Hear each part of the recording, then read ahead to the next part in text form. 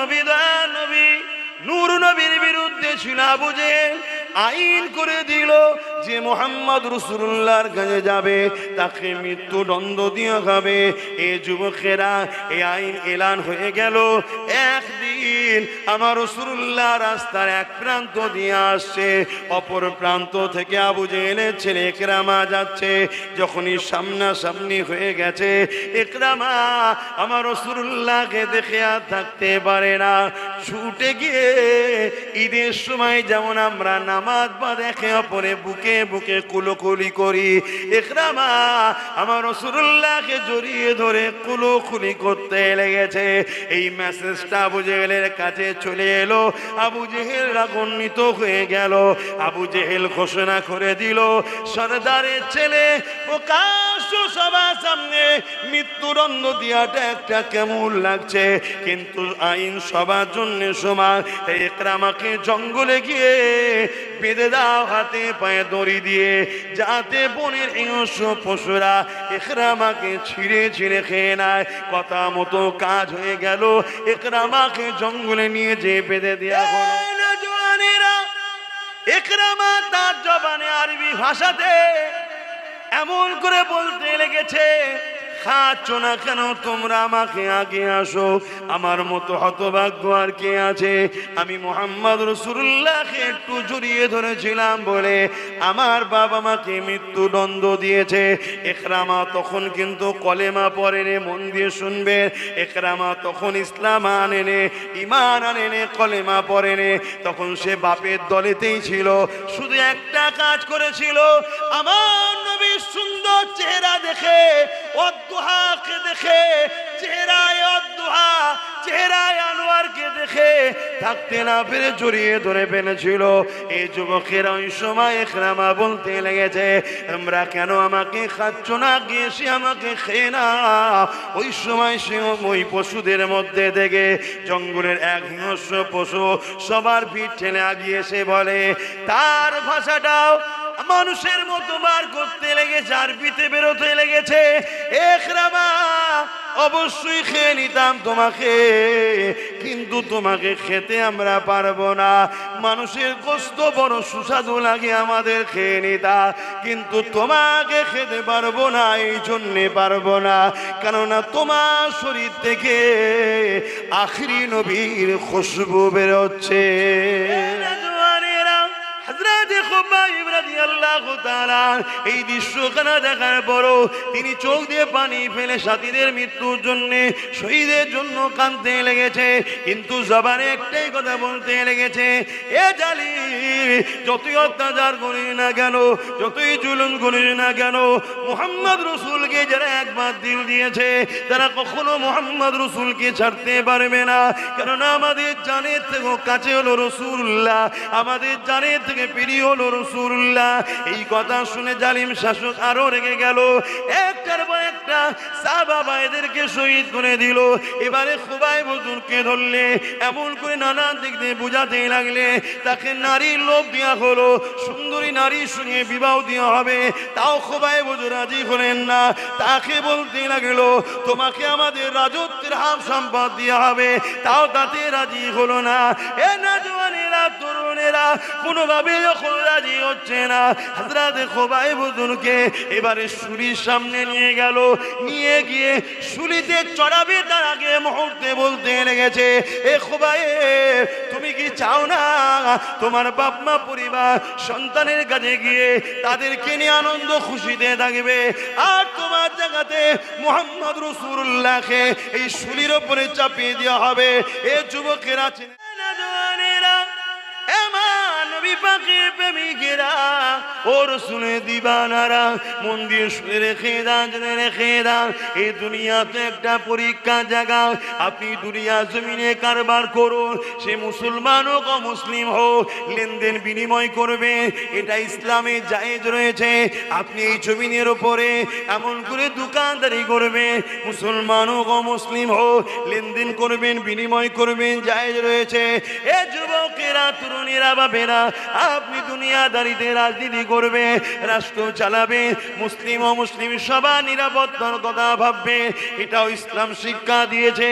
কিন্তু ততদিন পর্যন্ত আপনি তার পিছনে ছুটতে পারবে যে ব্যবসায়ী কারবার আপনার সঙ্গে লেনদেন থাকবে শুধু বিজনেসে, সে আপনার ধর্মে যদি উপকারে নাও লাগে, না লাগিয়ে যায়, কিন্তু কোনোদিন যদি আপনার ধর্মের বিরোধী না করে, আপনার আল্লাহর বিরুদ্ধে, আপনার নবীর বিরুদ্ধে, আপনার কোরআন ইসলামের বিরুদ্ধে কোনো নোংরা কমেন্ট যদি না করে, তার সাথে আপনি দুনিয়ার লেনদেন করুন, এতে ইসলামে কোনো আপত্তি নাই। কিন্তু যখনই আপনার বিজনেস পার্টনার আপনার আল্লাহ নিয়ে নোংরা কমেন্ট করবে, আপনার নবী নিয়ে নোংরা কমেন্ট করবে, আপনার কোরআন দিন নিয়ে নোংরা কমেন্ট করবে, মনে রাখবেন এটা আল্লাহর পক্ষ থেকে আপনার পরীক্ষা শুরু হয়েছে। আপনি কোটি কোটি টাকার কারবারকে বেশি প্রাধান্য দেন না, আল্লাহ ও রসুলকে বেশি প্রাধান্য দেয়, এটা আল্লাহ বা পরীক্ষা নিচ্ছে। ওই সময়ে যদি আপনি বলে যে তোমার সঙ্গে সম্পর্ক রাখার প্রয়োজন হবে না, তোমার সঙ্গে সম্পর্ক রাখতে পারছি না, কারণ এই বিজনেসের থেকে, এই টাকা ধন দৌলতের থেকে, এই জমি জায়গা থেকে, এই থেকে সব কিছু থেকে এবং নিজের জানের থেকে আমার কাছে আল্লাহ ও রসুল প্রিয়, তুমি আমার আল্লাহর উপরে আঘাত দিয়েছো, নবীর বিরুদ্ধে নোংরা কমেন্ট করেছো, আর তোমার সাথে আমার সম্পর্ক রাখা সম্ভব। মুহাম্মদ রসুলকে যে একবার দিল দিয়ে দিয়েছে, তার দিল থেকে কখনো আল্লাহ ও নবীকে বার করতে পারবে না। আরো জোরে বলুন সুবহান আল্লাহ। এটা সত্য না মিথ্যা? তাই আজ ইসলামের দুশ্মনরা নতুন ফোন দিয়ে এঁটেছে কি, আমাদেরকে খাদ্যর মাধ্যম দিয়ে আমাদের দিল ইমানকে দুর্বল করছে, খাদ্যের মাধ্যম দিয়ে হারাম খাদ্য আমাদেরকে খাওয়ানো হচ্ছে, বিভিন্ন অ্যাঙ্গেলে বিভিন্ন ভাবে আমাদেরকে হারাম খাদ্য খাইয়ে দেওয়া হচ্ছে। এখন এই বিষয়গুলো আমার জাতিকে সজাগ করানো দরকার আছে না? কিন্তু সজাগ যখনই করতে যাব, আমার সঙ্গে টক্কর হয়ে যাচ্ছে জালিম শাসকদের। কেন আজকের দিনে বুকে হাত দিয়ে বলুন, আমার দেশে কেন্দ্রে যে সরকার আছে সে ইসলামের পক্ষে না বিরুদ্ধে? এটা সত্য না মিথ্যা? তাহলে আজ যখন আমি তারা কিভাবে আমাদেরকে মিটাতে চাইছে, আমাদের যুব সমাজ, আমাদের বুনেদের ঘরে আমাদেরকে কিভাবে অ্যাটাক করছে, কোন পথ দিয়ে তারা আমাদেরকে দুর্বল বানাচ্ছে, এটা যখনই বলতে যাব তাহলে তাদের সঙ্গে আমার টক্কর হবে তো। কিন্তু এই টক্করে যদি আমার কওমের লোকই আমাকে ভুল বোঝে, কওমের লোকই যদি আমায় খারাপ বোঝে, তাহলে দুঃখ রাখবো কোথায়? কিন্তু কওমের কথা তো ভাবতে গেলে হবে না। কওমের 4টে লোক 5টা লোক নিয়ে তার কওম নয়, ঠিক না বে ঠিক গো? নতুন প্রজন্ম উঠছে, এদের কথাও ভাবা দরকার আছে না? না তাহলে আমাকে তো হক কথা বলতে লাগবে নাকি গো? ভাইরা, নওজওয়ানেরা, তরুণেরা, এ নবী পাকের প্রেমিকেরা, খুব সাবধান হয়ে যাও। গুনাহ 100-র মধ্যে 70 ভাগ হলো এই মুখের দ্বারা হয়ে থাকে। 100টা গুনার মধ্যে 70 ভাগ এই মুখের দ্বারা হয়ে থাকে। 100 ভাগের মধ্যে এই মুখ যে সামলাতে পেরেছে সে বহুত কিছু করে ফেলেছে।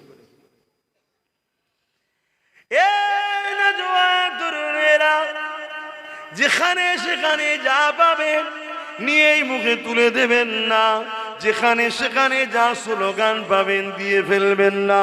কেননা অনেক স্লোগান এমন আছে যে স্লোগানের মধ্যে কুফরি রয়েছে, যে স্লোগানের মধ্যে শিরক রয়েছে, যে স্লোগানের মধ্যে ইসলাম বিদ্বেষী কথা রয়েছে। এবং সমাজে এমন খাদ্যের জায়গা আছে যেখানে তোমাকে এমন খাদ্য খাইয়ে দিচ্ছে যে খাবার যেতে যেতে যেতে তোমার ভেতরটাকে নাপাক করে দিচ্ছে, ওই ভেতর থেকে ঈমান আস্তে আস্তে বার হয়ে চলে যাচ্ছে। কেন এটা করা হচ্ছে? ইসলামের দুশমনেরা তারা যুগে যুগে ইতিহাস পড়ে দেখেছে, বেলালকে যত মারে তত নবীর প্রেম বাড়ে, খাব্বাবকে যত মারে তত নবীর প্রেম বাড়ে, খোবাইবকে যত মারে নবীর প্রেম বাড়ে। শুধু এটা নয়, একজন ইসলামের মহিলা যার নাম হলো সুমাইয়া আম্মা জান, একজন মহিলা হওয়ার পরও ওই মক্কার বাজারেতে হযরত সুমাইয়াকে অর্ধ উলঙ্গ করে বেহুশি করে দিয়ে বলে, সুমাইয়া রে, আল্লাহকে ছেড়ে দে, নবীকে ছেড়ে দে। আম্মা সুমাইয়া একজন মহিলা হওয়ার পরও ইমানের পাওয়ার দেখো, এক কথাই বলতে লেগেছে, এ জালিম আবু জেহেল উতবা সাইবারে যত জুলুম করিস না কেন, আমার হৃদয় থেকে আল্লাহ ও নবীকে বার করতে পারবি না।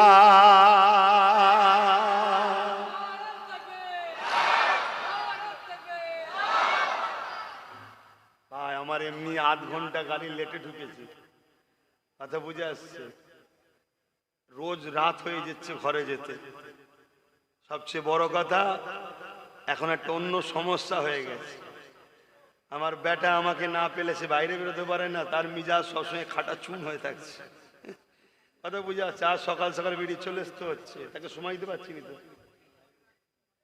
কথা বলে তাকে সময় দিতে পারছি না, তার মিজাজ সবসময় বোম হয়ে যাচ্ছে। একেও তো টুলে ঘোরাতে হবে। আর আমাদের পরিবারের মেয়েরা তো বাইরে বেরোয় না, কথা বুঝে আসছে তো নাকি?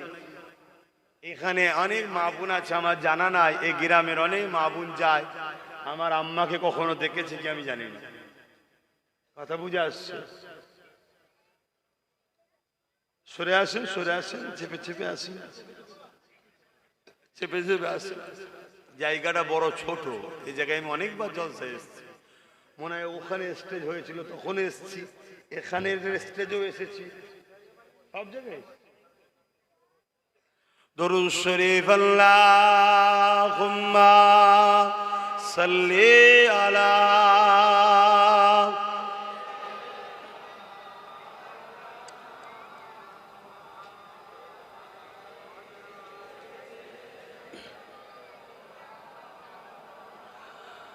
रातें भी मदीने की, बातें भी मदीने की, रातें भी मदीने की, बातें भी मदीने की, जीने में ये जीना है, क्या बात है जीने की। अरसा हुआ तैबा की जिस गलियों से गुजरे, अरसा हुआ तैबा की जिस गलियों से गुजरे, इस वक्त भी गलियों से खुशबू है पसीने की। आरो जोरे बोले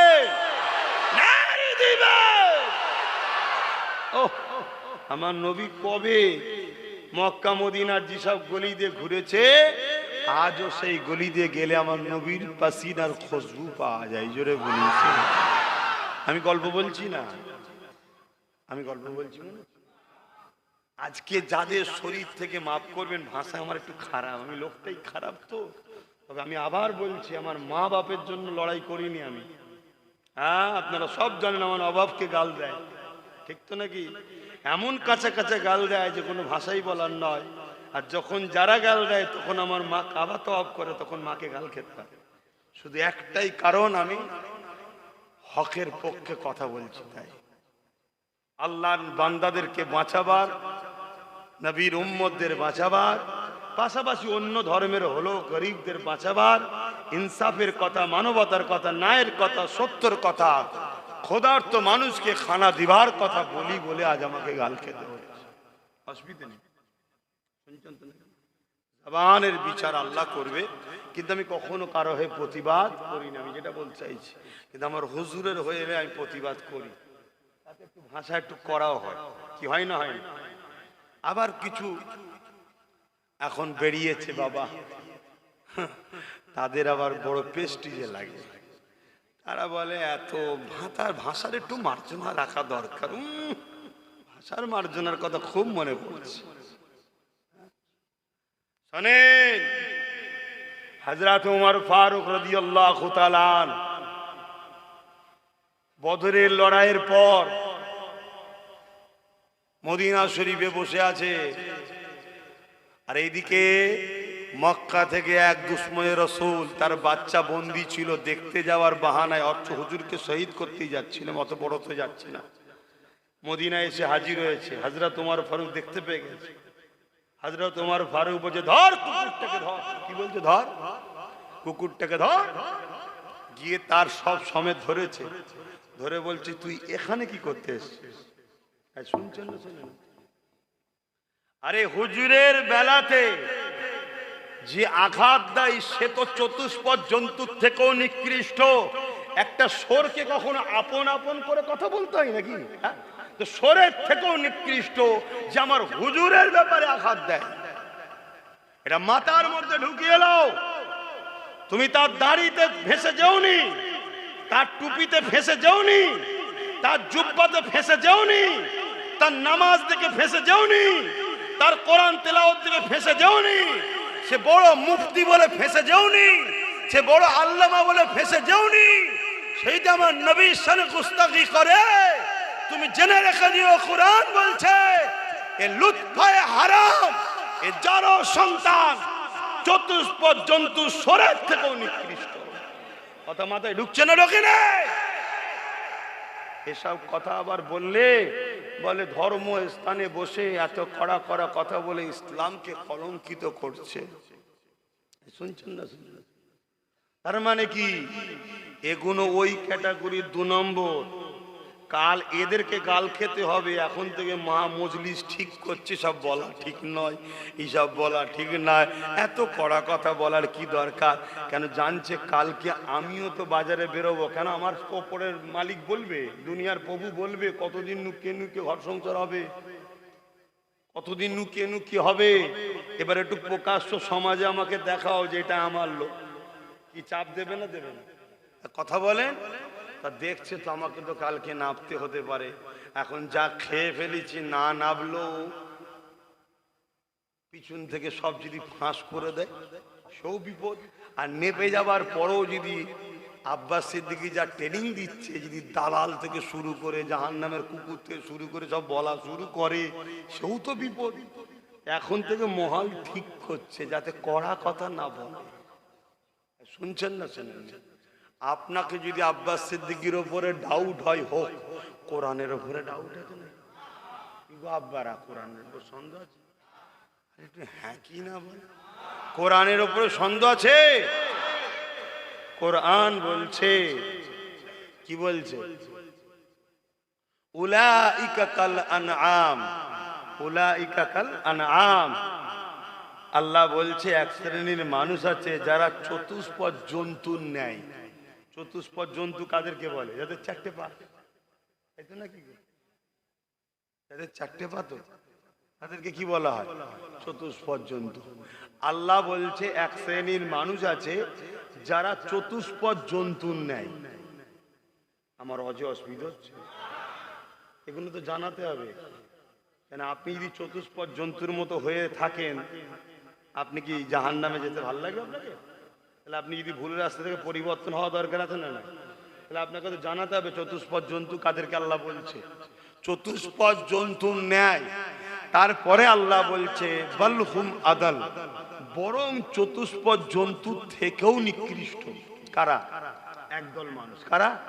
একদল মানুষ। তারা কারা? আল্লাহ কোরআনে জানাচ্ছে, যারা কান থাকতে সত্য কথা শোনে না, যারা চোখ থাকতে সত্য দেখে না, যারা হাত থাকতে হকের পক্ষে কাজ করে না, যারা পা থাকতে হকের রাস্তায় চলে না, যারা জবান থাকতে হক কথা বলে না, এরা হলো চতুষ্পদ জন্তুর থেকেও নিকৃষ্ট। এই আমার দাদু বলছে, জবানার মুজাদ্দিদ বলছে, আমার আব্বা বলেছে নাকি? সংস্রষ্টা আল্লাহ বলছে। প্রেস্টিজে লাগছে? কি গো বলবেন? প্রেস্টিজে লাগছে? তোমাদের এই পাশে কিছু দূরে মধ্যম গ্রামে আমার তিলক তোমার বোনটাকে ভুলে গেছো নাকি? সে হতে পারে অন্য ধর্মের মেয়ে, মায়ের জাত, তার উপরে যেভাবে হসপিটালে অত্যাচার করা হয়েছে, বলো যারা এই অত্যাচার করেছে এদের ঘরে চতুষ্পদ জানোয়ারের থেকে নিকৃষ্ট বলাটা কি ভাষা খারাপ হবে? জোরে বলো। এইটাই তো কথা। আর যে এই পৃথিবীতে রেপকে রুকেছে সেই মোহাম্মদ রসুলের উপরে যে আঘাত দেয় তাকে কি বলা যাবে? কথা মাথায় শুনছেন না লোকে? শরিয়তকে বোঝো। আমরা নিজেরা পাড়ায় মামাসি তুলে, বাপ তুলে, গোষ্ঠী তুলে গাল দিই নিজেদের স্বার্থে, ওটা অন্যায়, ওটা হারাম। তখন মনে থাকে না যে আমরা কি করছি। কথা বুঝছেন না বোঝেন না? যারা এখন আমার বিরুদ্ধে কথা বলছে, একটা সময় ক্যাসেট খুললে দেখা যাবে এমন এমন ভাষা মাইকে বসে বলেছে যে কোনো বাপ বেটা একসাথে বসে শুনলে একে অপরের মুখে দেখে মুখে লজ্জা ঘুরিয়ে দেবে। আচ্ছা আমি কি বলেছি? আমি বলেছি আমার হুজুরের যারা বিরোধী করবে তারা মানবরূপী পশু, তারা জাহান্নামের কুকুর। কোরআনের ভাষায় তারা নুতফায়ে হারাম, অবৈধ সন্তান। আল্লাহ বলছে কোরআনে, আল্লাহ কোরআনে বলছে। তাহলে আমার কথা তো নয়, মুখটা তো আমার। এটা বলতে সমস্যা কোথায়? চলে আসেন, আমি যে কথা বলছিলাম, কোন কথা বলতে গিয়ে দিক চলে গেলাম? হ্যাঁ, কোন কথা বলছিলাম? হ্যাঁ, তুমি কিছু বলবে? বাপেরা, নজওয়ানেরা, আমার রাসূলুল্লাহর কথা বলছিলাম। কবে আমার নবী মদিনার অলিগলি দিয়ে ঘুরেছে, মক্কার অলিগলি দিয়ে ঘুরেছে, কি আজ আপনারা শুনছেন? সেই নবী পাকে শরীরের পাসিনার খুশবু আজ মক্কা মদিনার অলিগলিতে পাওয়া যায়। এটাই বলছিলাম। বলতে গিয়ে বলছিলাম কি, যারা আমার নবীর উপরে আঘাত দেয় একটু কড়া আমার কথা হয় বলেছিলাম, তারপরে ঘুরে গেছিলাম, আপনারা ভুলে গেছে। যারা আমার নবীর বিরোধী করে, আই লাভ মোহাম্মদ রসুল লিখাতে যাদের অ্যালার্জি হয়, ওদেরকে যদি বলা হয় ভাই তুই একবার কাছে আয়, কারো যদি জেন ধরা রুগী থাকে ওকে নিয়ে যদি একবার শুকানো হয়, এমন গন্ধ বেরোচ্ছে জেন বাবারে মারে বলে পালাবে। এরা আবার আমার নবীর বিরোধী করে। এ আছে না? কথা বলেন, ভুল বললাম? আচ্ছা আপনারা যদি আমার নবীর হন, আপনাদের খুশি হওয়া দরকার যে আমার হুজুরের পক্ষে বলছে। এবার সবার ভাষা ভাব মিষ্টি হয়। ছোটবেলায় হয়তো আমার মা মধু খাওয়াইনি, তাই হয়নি। অনেকে বলে সবসময় মিজাজ, সবসময় ঝগড়া করলাম ভাব আব্বাস সিদ্দিক। আমি কি আমার জন্য ঝগড়া করছি? তাহলে কেন অ্যালার্জি হয় আমার উপরে? আজ যারা আমার রাসূলের বিরুদ্ধে কথা বলে তাদের জেনে লিয়া দরকার মুহাম্মদ রাসূলুল্লাহটাকে। একদিন হুজুরের শরীরটা রাত্রিরে একটু অসুস্থ লাগছে, হুজুর একটা পাত্রে ইস্তেঞ্জা মুবারক করলেন। ইস্তেঞ্জা, এই বলেন ইস্তেঞ্জা, প্রত্যেকে মুখ খুলে বলেন ইস্তেঞ্জা। যদি কেউ ইস্তেঞ্জাকে মুবারক বলতো, পেস্টিজে লাগিয়ে ইস্তেঞ্জা মুবারক বলবো, জানতে পারবো কোন বক্তা জাহান্নামের কুকুর হয়ে গেছে। শুনছেন তো নাকি? আবার অনেকে বলে ও যেন কে জান্নাতে কি জাহান্নাম ও সব জেনে গেছে। আলহামদুলিল্লাহ, আল্লাহ ইলম দিয়েছে, কেন জানবো না? কোরআন হাদিসে আছে না না যে আল্লাহ ও রসুলের বিরুদ্ধে সে কোথায়? জান্নাতে তো। জোরে বলে, যে আল্লাহ ও রসুলের বিরুদ্ধে সে কোথায় যাবে? জোরে বলেন। বাবা তোমরাও জেনে গেছো? ওই কপাল ফাটা মলি সাহেবরা বুঝতে পারছে না। তাহলে জানতে হবে এরা অন্য কিছুতে চলছে। ভাইয়েরা আমার, আমার নবী পাক সাল্লাল্লাহু আলাইহি ওয়াসাল্লামের ইস্তেঞ্জা মুবারক, পিশাব মুবারক একটা পাত্রে করলেন। করে হুজুর ওই নিচে ঘরের একটা খাট বা সোফা যাই হোক তার তলায় রেখে দিলেন। সকালবেলা যে ঘর পরিষ্কার করে, হুজুরের দরবার পরিষ্কার যে করে, সে এসে ঘরের ভেতর থেকে খুশবু আর খুশবু। জোরে বলুন সুবহানাল্লাহ। আরো জোরে বলা যাবে না? আরে আল্লাহর নাম নিতে গিয়ে যদি শিরা ফেটে যে মরে যায়, মরে যাব। একবার বলুন না সুবহানাল্লাহ। আরো একবার বলুন না আল্লাহু আকবার। ওহ, আল্লাহু আকবার, আল্লাহু আকবার। কে তৈরি করেছে? আমার আল্লাহ তো তৈরি করেছে, তার বন্ধুকে। আমরা মাটির রসে তৈরি, তাই আমাদের গা দিয়ে কি হয় আর বলে কাজ নেই। রসুল পাক সাল্লাল্লাহু আলাইহি ওয়াসাল্লাম হলেন নূরে মুজাসসাম, জোরে বলুন সুবহান। আমার নবী পাক সাল্লাল্লাহু আলাইহি ওয়াসাল্লাম এমন করে জিজ্ঞেস করছে, খাদেম যে এসেছে সে তো খুশবুতে দিবানা, দিবানা হয়ে গেছে, কোথা থেকে খুশবু? খেয়াল করে করে করে করে পাত্রের কাছে গিয়ে দেখছি খুশবু পাত্র থেকে বেরোচ্ছে, পানি রয়েছে, দিবানা হয়ে যে পান করে নিয়েছে। কথা বুঝে আসছে? পান করে নিয়েছে। আল্লাহ নবী এমন সময় এসে এসে জিজ্ঞেস করছে, হ্যাগা এই যে একটা পাত্রে ইয়ে ছিল সেটা কোথায় ফেললে, কোথায় ফেললে? বলছে হুজুর ওটা কি ছিল? বলছে বাবা কাল একটু শরীরটা খারাপ লাগছিল, তা ওই পাত্রেতে ইস্তেঞ্জা করেছিলাম। তখনও ভাবছি ইন্নালিল্লাহ, আমি কি করে ফেললাম। হুজুর এখন যদি আমায় বকে কি হবে না হবে।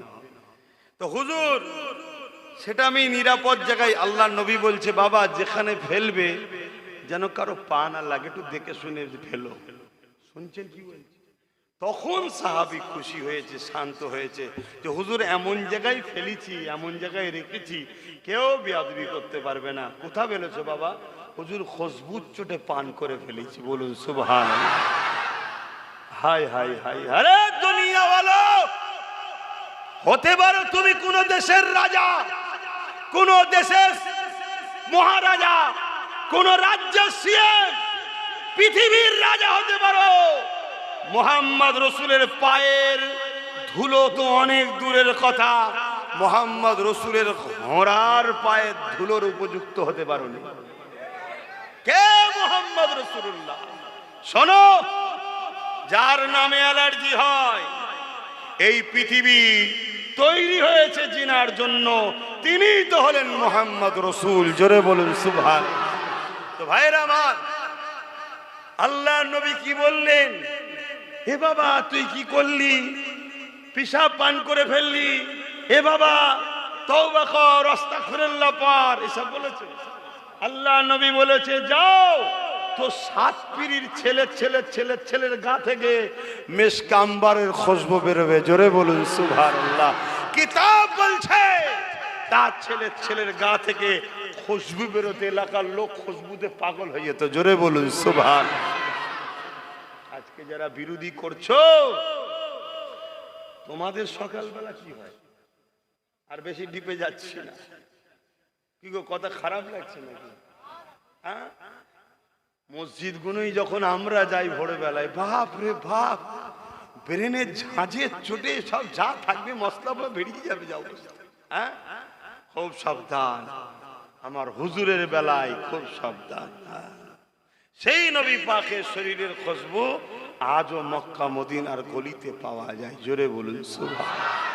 রাতে भी मदीने की बातें भी मदीने की, जीने में जीना है क्या बात है जीने की। अरसा तैबा की जिस गलियों से गुजरे, अरसा तैबा की जिस गलियों से गुजरे, इस वक्त भी गलियों से खुशबू है पसीने की। আমার নবী পাকের পাক আলিয়া, আমাদের আম্মা জান উম্মে সালামা, তিনি এমন করে একদিন দুপুরের সময়, প্রচন্ড গরমের সময়ে, আল্লাহ নবী দুপুরে একটু কাইলোলা করছে, শুয়ে রয়েছে, একদিক থেকে আর একদিকে কট ফিরেছে, কাত হয়েছে। আম্মা জান একটা পাত্র নিয়ে এসে আমার নবী পাকের শরীর থেকে যে ঘাম বেরোচ্ছে, পাসিনা বেরোচ্ছে, ওই ঘাম পাসিনা গুলোকে এইভাবে হাতে করে টেনে টেনে ওই পাত্রে নিতে লেগেছে। আল্লাহ নবী বললেন, কি করছেন আপনি? ওই সময় আমার নবী পাকে বকে ওই পাক আলিয়া বলতে লেগেছে, ইয়া রাসূলুল্লাহ হাবিবাল্লাহ, গরিবের ঘরে ছেলেরা যখন কোনো বিবাহতে যায়, বিয়েতে যায়, তাদের আতর কেনার, খুশবু কেনার অর্থ থাকে না। ইয়া রাসূলুল্লাহ হাবিবাল্লাহ, আপনার এই পাসিনা পাত্রে করে ভরে তাদেরকে দিই। এটা যখন তারা মেয়েকে কোনো অনুষ্ঠানে যায়, সবাই বলতে লাগে, এ খুশবু তোমরা পেলে কোথা থেকে? আরো জোরে বলুন সুবহান। কি গো, কারো মাথায় ঢুকছে না তো যে হুজুরের ঘামের কথা শুনে আমি কি করব? কারো মাথায় যদি ঢোকে, জানতে হবে তোমার মাথায় ইবলিস ঢুকেছে, এজন্য এটা কুড়ে কুড়ে খাচ্ছে। এখানে নবী পাকের ঘামের তারিফ শুধু হচ্ছে না, এখানে আল্লাহর পাওয়ারের কথা আলোচনা হচ্ছে। কেন নবীকে এই শানটা বানিয়েছে কে? এই ক্ষমতাটা তাহলে কার? নবীন না আল্লাহ? হ্যাঁ, এ দুনিয়ায় সবার গা দিয়ে পাসিনা বেরোয়, আজীব জায়গা। মানুষ কত কি ইস্তেমাল করছে, যত ইস্তেমাল করছে তত ফেঁসেও যাচ্ছে অনেকে, আবার কি দুদিন পরে সেটাও কাজ হচ্ছে না। কিন্তু আমার নবী পাক সাল্লাল্লাহু আলাইহি ওয়াসাল্লাম, কুরবান যাক, তেনার শরীরের পাসিনা থেকে এত খুশবু বেরোতো।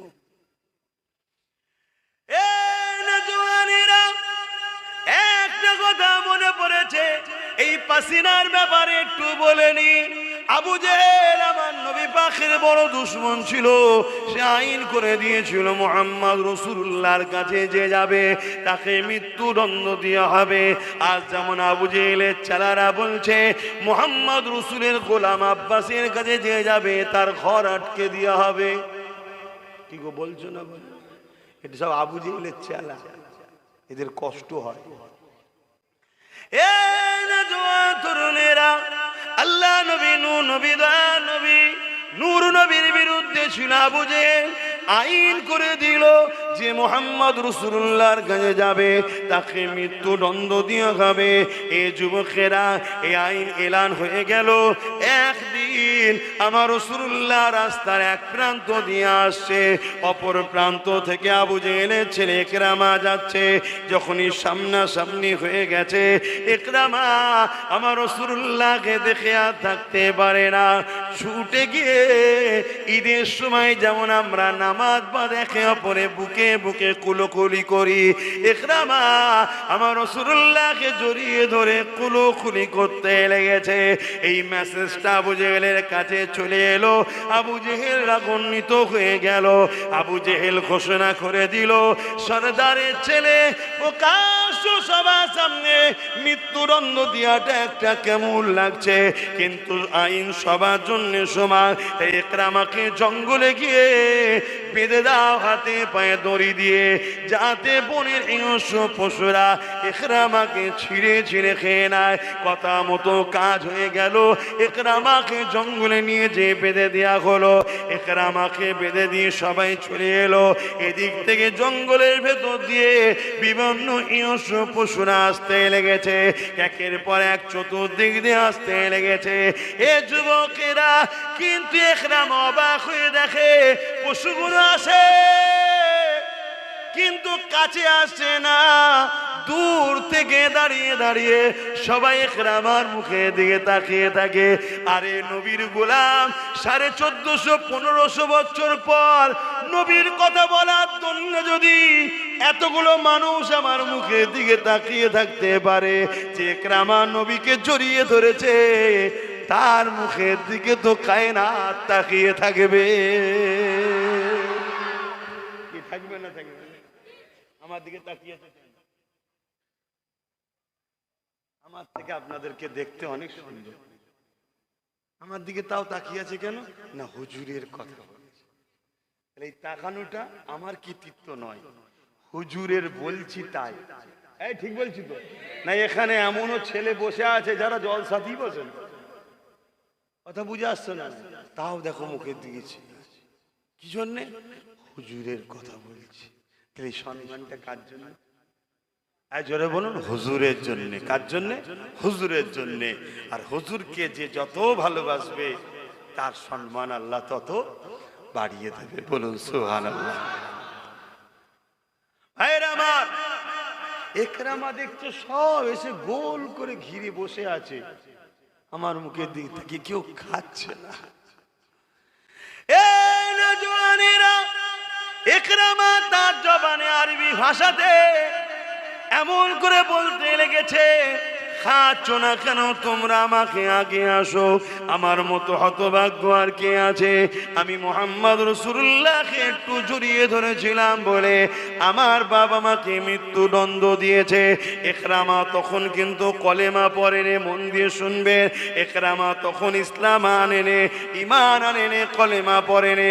তখন সে বাপের দলেতেই ছিল, শুধু একটা কাজ করেছিল, আমার নবীর সুন্দর চেহারা দেখে, অদ্দুহাকে দেখে, চেহারায় অদ্দুহা, চেহারায় আনোয়ারকে দেখে থাকতে না পেরে জড়িয়ে ধরে ফেলেছিল।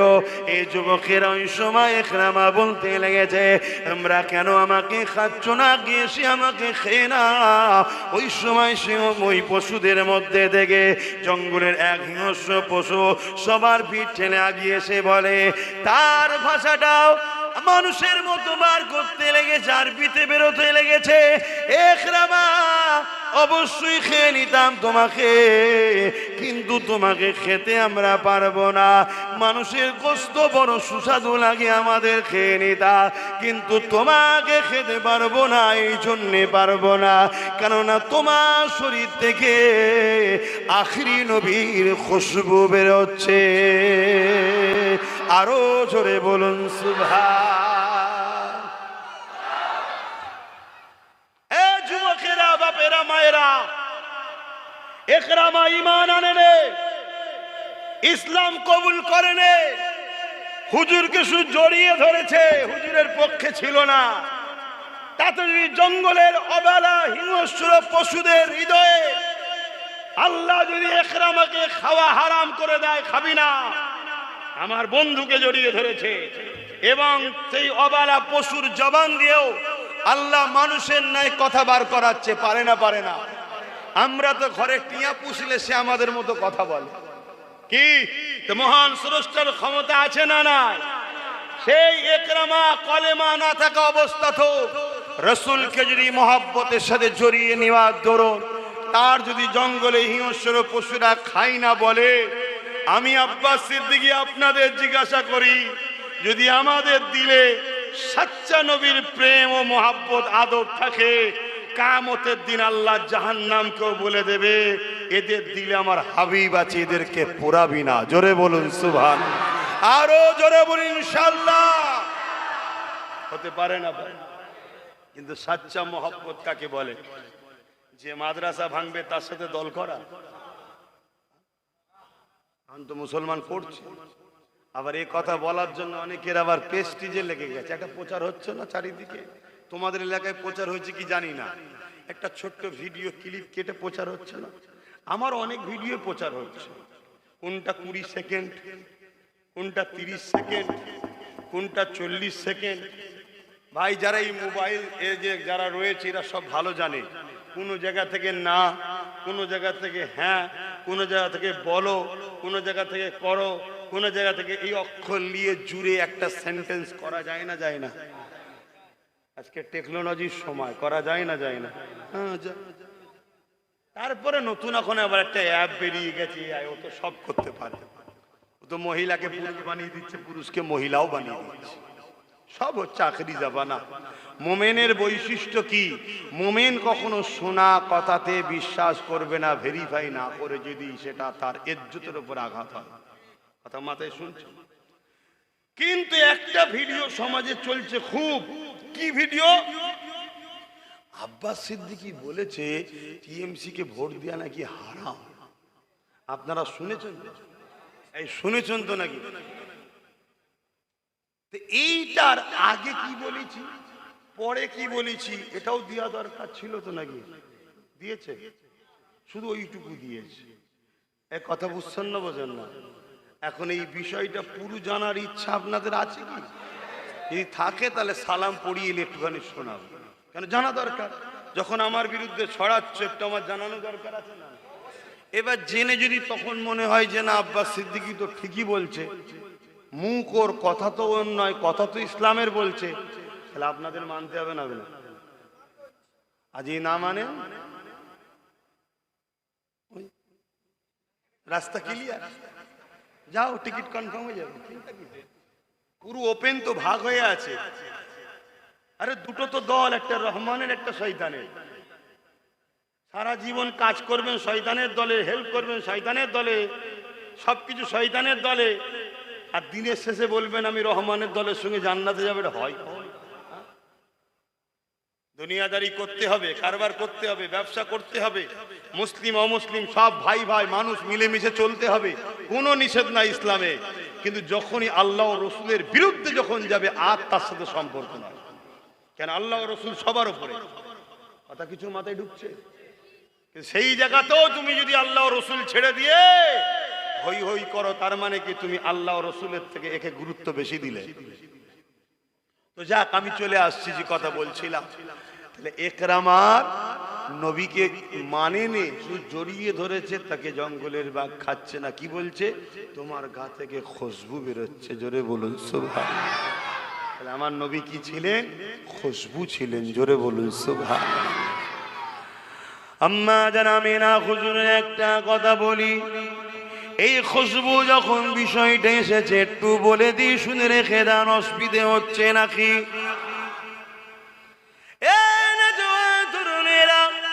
আম্মা জান হযরত আমিনা রাদিয়াল্লাহু তাআলা আনহা তিনি এমন করে বলতে লেগেছে, আব্দুল্লাহ হুজুরের সঙ্গে যখন আমার বিবাহটা হয়ে গেল, প্রথম রাত হলো বাসর রাত, আমি আব্দুল্লাহ হুজুরের সঙ্গে বাসর রাত তিনি এক জায়গায় হলাম। আব্দুল্লাহ পেশিনা থেকে নূরে মুহাম্মদ রাসূলুল্লাহ আমার পবিত্র রহিমে চলে এলো। যখন আব্দুল্লাহ শরীর থেকে পেশিনা থেকে নূরে মুহাম্মদ রাসূলুল্লাহ যখন আমার রহিমে চলে এলো, ওই রাত থেকে আমি আমিনা আমার শরীর থেকে একটা খুশবু বেরোতে শুরু হয়ে যায়। যতদিন যায় খুশবু বাড়ে, যত রাত যায় খুশবু বাড়ে। একদিন এমন করে হযরতে আব্দুল্লাহ ব্যবসার জন্য চলে গেল, আল্লাহর হাওয়ালায় ইন্তেকাল হয়ে চলে গেল। আমি আমিনা ঘরের মধ্যে রয়েছি, আমার শরীরে খুশবু চারিদিকে ছড়াতে পুরো মক্কা জমিনে এই খুশবুর চর্চা শুরু হয়ে গেল।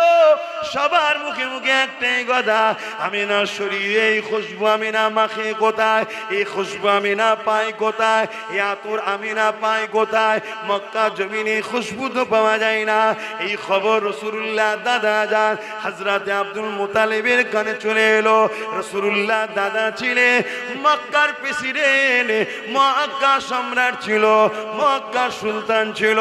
রাসূলুল্লাহ দাদার কানে যখন চলে এসেছে, রাসূলুল্লাহ দাদাও তখন কথাটাকে গুরুত্ব দিল, খেয়াল করে তিনিও বলতে লেগেছে, আমি একজন সম্রাট হিসাবে, সুলতান হিসাবে পৃথিবীর বিভিন্ন সম্রাট সুলতানের সঙ্গে মিটিংয়ে যায়, কিন্তু আমি কখনো এই খুশবু পাই না। কোনো দেশে এত ভিআইপি লোকেরা খুশবু ব্যবহার করে, এই খুশবু কারো শরীর থেকে আমি আব্দুল্লাহ এমন করে আব্দুল মুতালিবও পাই না। এই খুশবু আমার পুত্র বধূ পাই কোথায়? এই জন্য রাসূলুল্লাহ দাদি জানের কাছে কি অবজেকশন দিল যে আমাদের পুত্র বধূ আব্দুল্লাহর পরিবার সেই খুশবু কোথা থেকে মাখে। সব জায়গায় চর্চা চলতে লেগেছে। এইভাবে রাসূলুল্লাহ দাদি জান বলতে লাগলেন, এ আব্দুল মুতালিব, হ্যাঁ আমিও ভাবতে লেগেছি আপনাকে বলবো, কিন্তু বলা হয় না। আমি অনেক সময় দেখেছি আমিনা যখন হাম্মামখানা গোসলখানা থেকে বেরোতো, তারপরে আমি যখন গোসলখানায় ঢুকতাম আমি অবাক হয়ে যেতাম, যেন গোসলখানা নয় কোন আতরের গোডাউনে ঢুকে গেছি। এ যুবকেরা, রাসূলুল্লাহ দাদা দাদি আব্দুল মুতালিব এবং তিনার পরিবার আম্মা আমিনাকে ডাক দিলেন, এদিকে আসো মা। আম্মা আমিনা চলে আসলেন। মারে, বিধবাদের তো খুশবু মাখতে নাই, কোথা যে খুশবু পান মা, আর এই খুশবু তো মক্কার কোনো জায়গায় পাওয়া যায় না। আমিও বিভিন্ন সম্রাটের কাছে গেছি, তারা অনেক ভিআইপি ভিআইপি খুশবু মাখে, কিন্তু আপনার খুশবু সব খুশবুর ওপরে, সব খুশবু আপনার এই খুশবুর কাছে ফিকে হয়ে গেছে। এ আমিনা রে, এ খুশবু কোথা থেকে পান? আম্মা আমিনা বলতে লেগেছে, আব্বা আম্মা, আমিনা কোনো খুশবু মাখে না, এ খুশবু আমিনার নয়, এ খুশবু হলো আমিনার রেহেম মুবারকে গর্ভে যিনি রয়েছে সেই মুহাম্মাদের খুশবু। আরো জোরে বলুন সুবহান আল্লাহু আকবার, ইয়া রাসূলুল্লাহ আল্লাহ। কে আমার নবী? কে? বুঝতে পারছো? এই দুনিয়ায় যুগে যুগে এরকম কুকুর জাহান্নামের এসেছে যারা আমার নবীর বিরোধী করেছে, আমার নবীর দিনকে মিটাতে চেয়েছে, কোরআনের বিরোধী করেছে, আল্লাহর উপরে মিথ্যাচার করেছে। যেমন কদিন আগে তোমাদের উত্তর 24 পরগনা দত্তপুকুর ভাটপাড়ার এক মানবরূপী পশু জাহান্নামের কুকুরের আবির্ভাব হয়েছে, যে বলছে ইসলামে নাকি রেপ করা পাপ না, অথচ জানে না ওদেরই দলের অনেক নেতারা রেপ কেসের আসামি হয়ে বসে আছে। শুনছেন তো নাকি? ওদেরই দলের যেখানে ক্ষমতা চলছে সেই মণিপুরে বড় বড় তার মধ্যযুগীয় কাজ কারবার হচ্ছে। এসসি এসটি দলিত অসহায় গরিব নিচু বর্ণের মহিলাগুলোকে উলঙ্গ করে ঘোরাচ্ছে এই বিজেপি শাসিত রাজ্যে। এই মানবরূপী পশুগুলো তাদের বিরুদ্ধে বলে না কেন? এদের রাজনীতি করার কোনো ভাষা নাই। এরা জনগণকে যা বলেছিল সব মিথ্যা হয়েছে। বিজেপি যেদিন থেকে দেশে এসছে দেশটা ধ্বংস হয়েছে। বিজেপি যা ওয়াদা করেছে সব ফ্রড হয়েছে, সব মিথ্যা হয়েছে, সব চিটিংবাজি হয়েছে। হাতটাকে মোদি একটা ইন্টারন্যাশনাল মিথ্যুক কার্যা প্রমাণ হয়েছে, হয় না হয়নি? জোরে বলো। এরা দেখছে তো রাজনীতির কোন লাইন নেই, তাই ধর্মে আঘাত দাও, মাইন্ডটাকে মানুষের ভোলাও, আমাদের দুর্নীতির কথা মানুষ যেন ভুলে যায়। শুনছেন না? শোনেন? কিন্তু বড় দুঃখের বিষয়, এরকম মানবরূপী পশুকে হয় পাগলা গারোতে না জেলে থাকা দরকার ছিল, কিন্তু জেলে আছে কি? জোরে বোন আছে? নাই। জেলে থাকবে কে? আপনার গ্রামে মদের দোকান কেউ দেবে, আর আপনার গ্রামে একজন যে বলবে মুসলিম মহল্লায় মদের দোকান দিচ্ছে, এটা আমার ইসলামে খাওয়া হারাম, এটাকে বন্ধ করো। এই যে বন্ধ করতে বলবে সে জেলে যাবে কেন? আমার রাজ্যে মাতাল সরকার বসে আছে। ভাষা কি খারাপ লাগলো? আমি ওদের মতো নয়, আমি ওই সব লোকেদের মতো নয় যারা বিজেপির বিরুদ্ধে বলবে আর দিদিকে জিন্দাবাদ বলবে। আমি ওই মুনাফেকদের দলে নয়। আমি এতটুকু বুঝি টাকার ইপিট আর উপিট। আর না হয় বলেন এত বড় কথা বললো, এত কেস হলো, অ্যারেস্ট করছে না কেন? কথা বলেন, যুক্তিতে বলেন। আর আপনাদের পাশের ভাঙরে একটা মেয়ে শুধু বলেছে মমতার স্বামী নেই, তার নামে এক জাহান্নামের কুকুর কেস দিল, আবার সেই মেয়েটাকে তুলেও নিয়ে গেল। সেই কুকুরগুলো এর নামে কেস দেবে? কথা বল। এরা সব ভাই বোন, কবে বুঝবেন? কিন্তু এরা কি প্রমাণ করছে? আব্বাস সিদ্দিকী হলো বিজেপি। করছে না? করে না? কেন এটা করছে? এটা না করলে মুসলিম সমাজের লোক যদি আব্বাস সিদ্দিকীর কথা শুনে লাই, তাহলে আমাদের তো চৌকি উল্টে যাবে। আমরা তো বেঁচে আছি এদের দয়ায়। এদের দয়ায় যখন বেঁচে আছো, এদের দিনের দুশ্মনদের উপরে দরদ দেখাচ্ছ কেন? এদের মসজিদ মাদ্রাসাকে যারা মিটাতে আসছে তাদের বিরুদ্ধে যখন এরা লড়াই করছে, তুমি কেন বলছো দিল্লি চলে যাও? তুমি যদি এদের দয়াতেই বেঁচে থাকো, তাহলে এদের বাচ্চাদের ঘরে কেন বলেছো যে রাস্তার কুকুরকের বাচ্চাকে মিড ডে মিল দেবো, তো মাদ্রাসার বাচ্চাদের মিড ডে মিল দেবো না? এই জানোই সরকার বলেছে, জানো তো নাকি? না জানলে তোমার সমালোচনা করবে।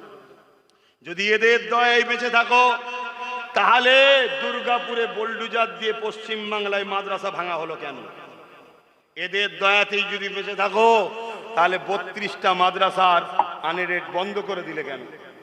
এদের দয়ায় যদি বেঁচে থাকো, তাহলে তুমি বললে কেন আমার কোরআন শেষ হয়ে যাবে, আমার উন্নতি শেষ হবে না? এই যে কোরআন শেষ হয়ে যাবার কথা বলে, তাকে কোন মুসলমান সাপোর্ট করলে ঈমান থাকবে? তার মানে তুমি ওই কথাকে অ্যাকসেপ্ট করলে। কথা বুঝে আসছে না? নাই খুব জ্বলন হচ্ছে আব্বাস সিদ্দিকীর কথায় অনেকে, যে কি করা যাবে বল দেখি, এ তো সব ভান্ডা ফিটিয়ে দিয়েছে, কিচ্ছু করার নেই। যতদিন আমার ধরে জান আল্লাহ রেখেছে আর আল্লাহ মেম্বারে নিয়েছে বসাবে, ততদিন আমি কোরআন দিনের পক্ষে লড়বো। কথা শুনছেন না শোনেন? যদি বলো যে না তুমি কোরআন দিনের জন্য লড়ছো না, তাহলে আমি তোমাকেই তো অফার দিচ্ছি, তুমি তওবা, তুই তওবা কি করবি? তুই কমসে কম বল যে আমার এগুলো বলা ভুল হয়েছে, তাহলে আমি তোর বিরুদ্ধে বলা বন্ধ করে দেবো। কথা বুঝতেন না, বোঝেন না? তাহলে তোর বিরুদ্ধে বলা বন্ধ করে দেবো। আর আমি একজন নাগরিক হিসাবে আমার একটা ভোট আছে, রাজনীতি আছে। কথা বুঝে আসছে না? নাই আমার ভাই একটা দল করে, এই ভাই হিসেবে তার সাথ দেবো না? দেবো না। কিন্তু আমার ভাইও যদি অন্যায় করে তখন তার সাথ দিবা যাবে না, না যাবে না। তখন তার বিরুদ্ধে আমাকে বলতে হবে, তবে তাকে বুঝাবো পরিবর্তন হোক। যদি না বোঝে তার সাথে আমার সম্পর্ক আলাদা করতে হবে। কেন ভাই আগে নয়, ভাই আগে নয়।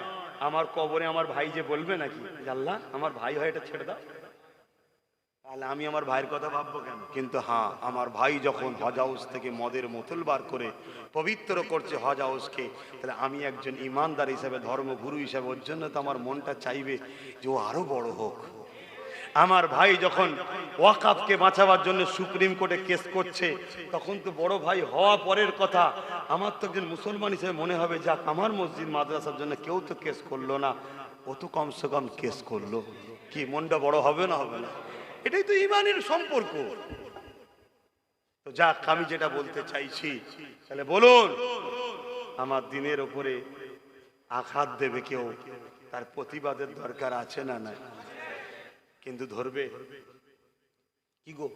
এই ভাটপাড়ার অর্জুন সিংকে অ্যারেস্ট করবে? জোরে বলে। যদিও চাপে পড়ে করে, কিভাবে করবে?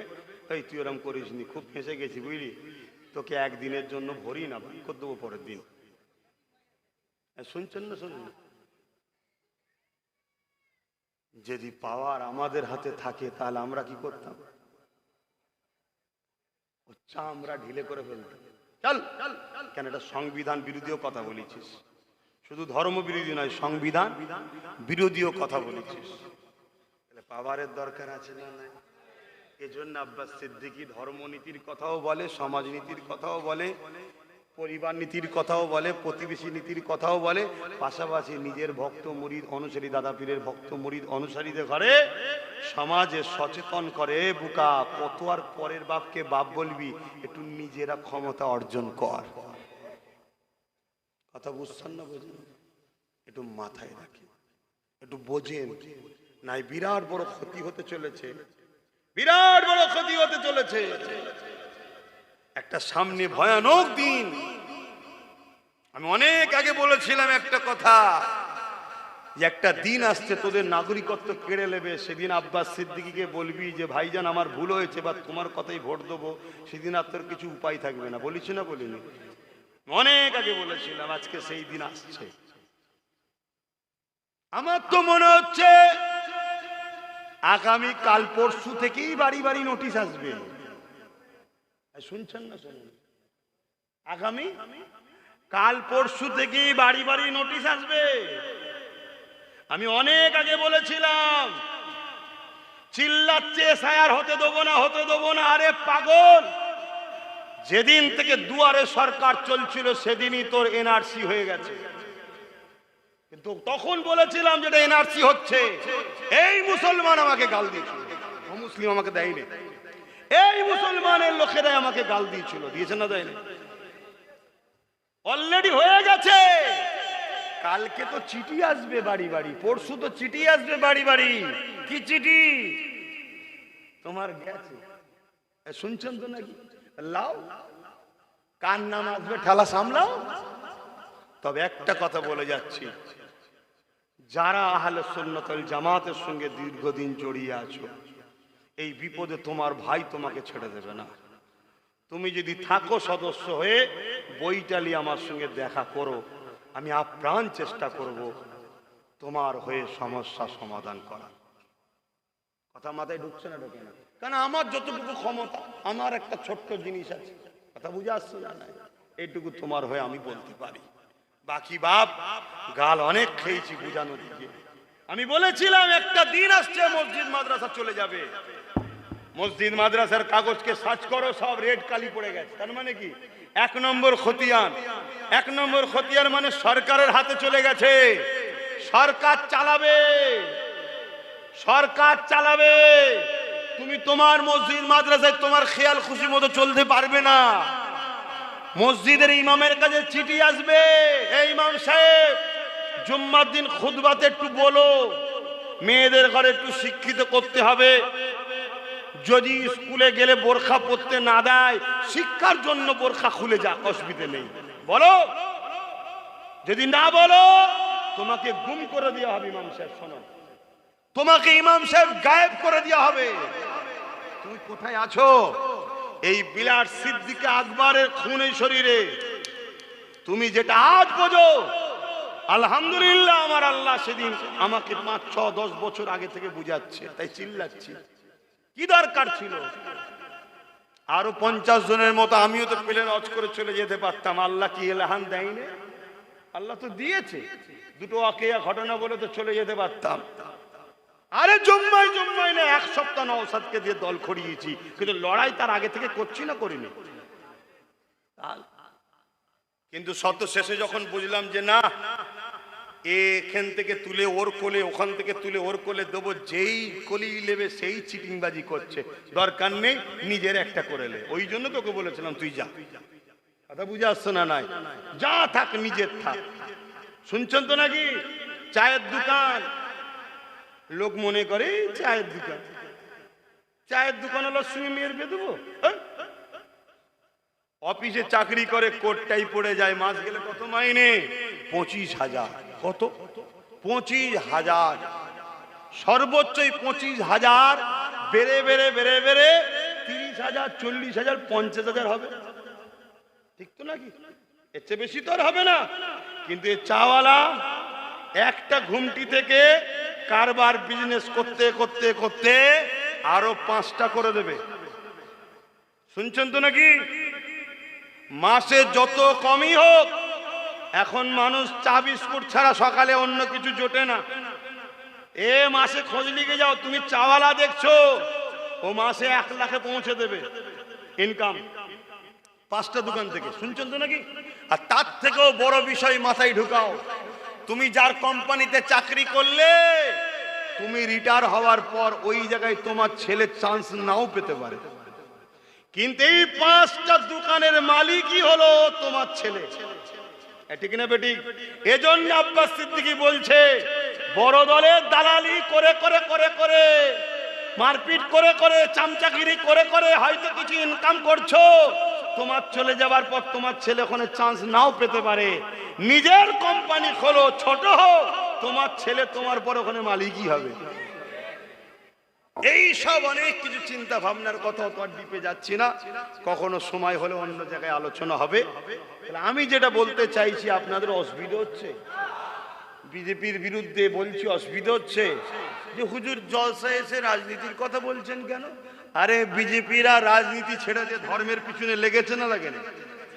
ও যখন ওর স্ট্যাটাস বজায় রাখতে পারেনি, ও যখন ওর কাজ ছেড়ে দিয়ে আমার ধর্মেতে মাথা দিচ্ছে, আমার বোরখা নিয়ে, আমার তালাক নিয়ে, আমার মসজিদ নিয়ে, আমার মাদ্রাসা নিয়ে, তাহলে আমারও তো উচিত ওর ভেতরে মাথা দেওয়া দরকার আছে না? না, ও তখন বলবে এখানে মাথা দিচ্ছ কেন, তুমি হুজুর মানুষ।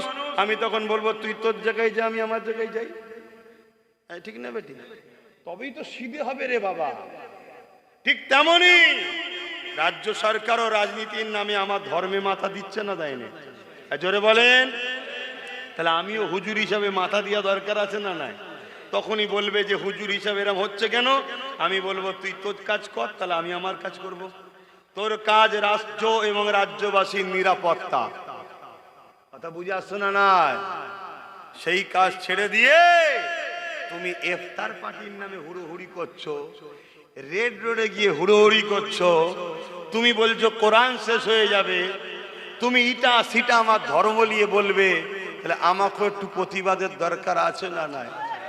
এই জন্য মাথা দিচ্ছি। আচ্ছা ভাই, আপনারা আমার কথাকে অ্যাকসেপ্ট করতে পারছেন তো না? ভেতরে ভেতরে মনে দুঃখ হচ্ছে?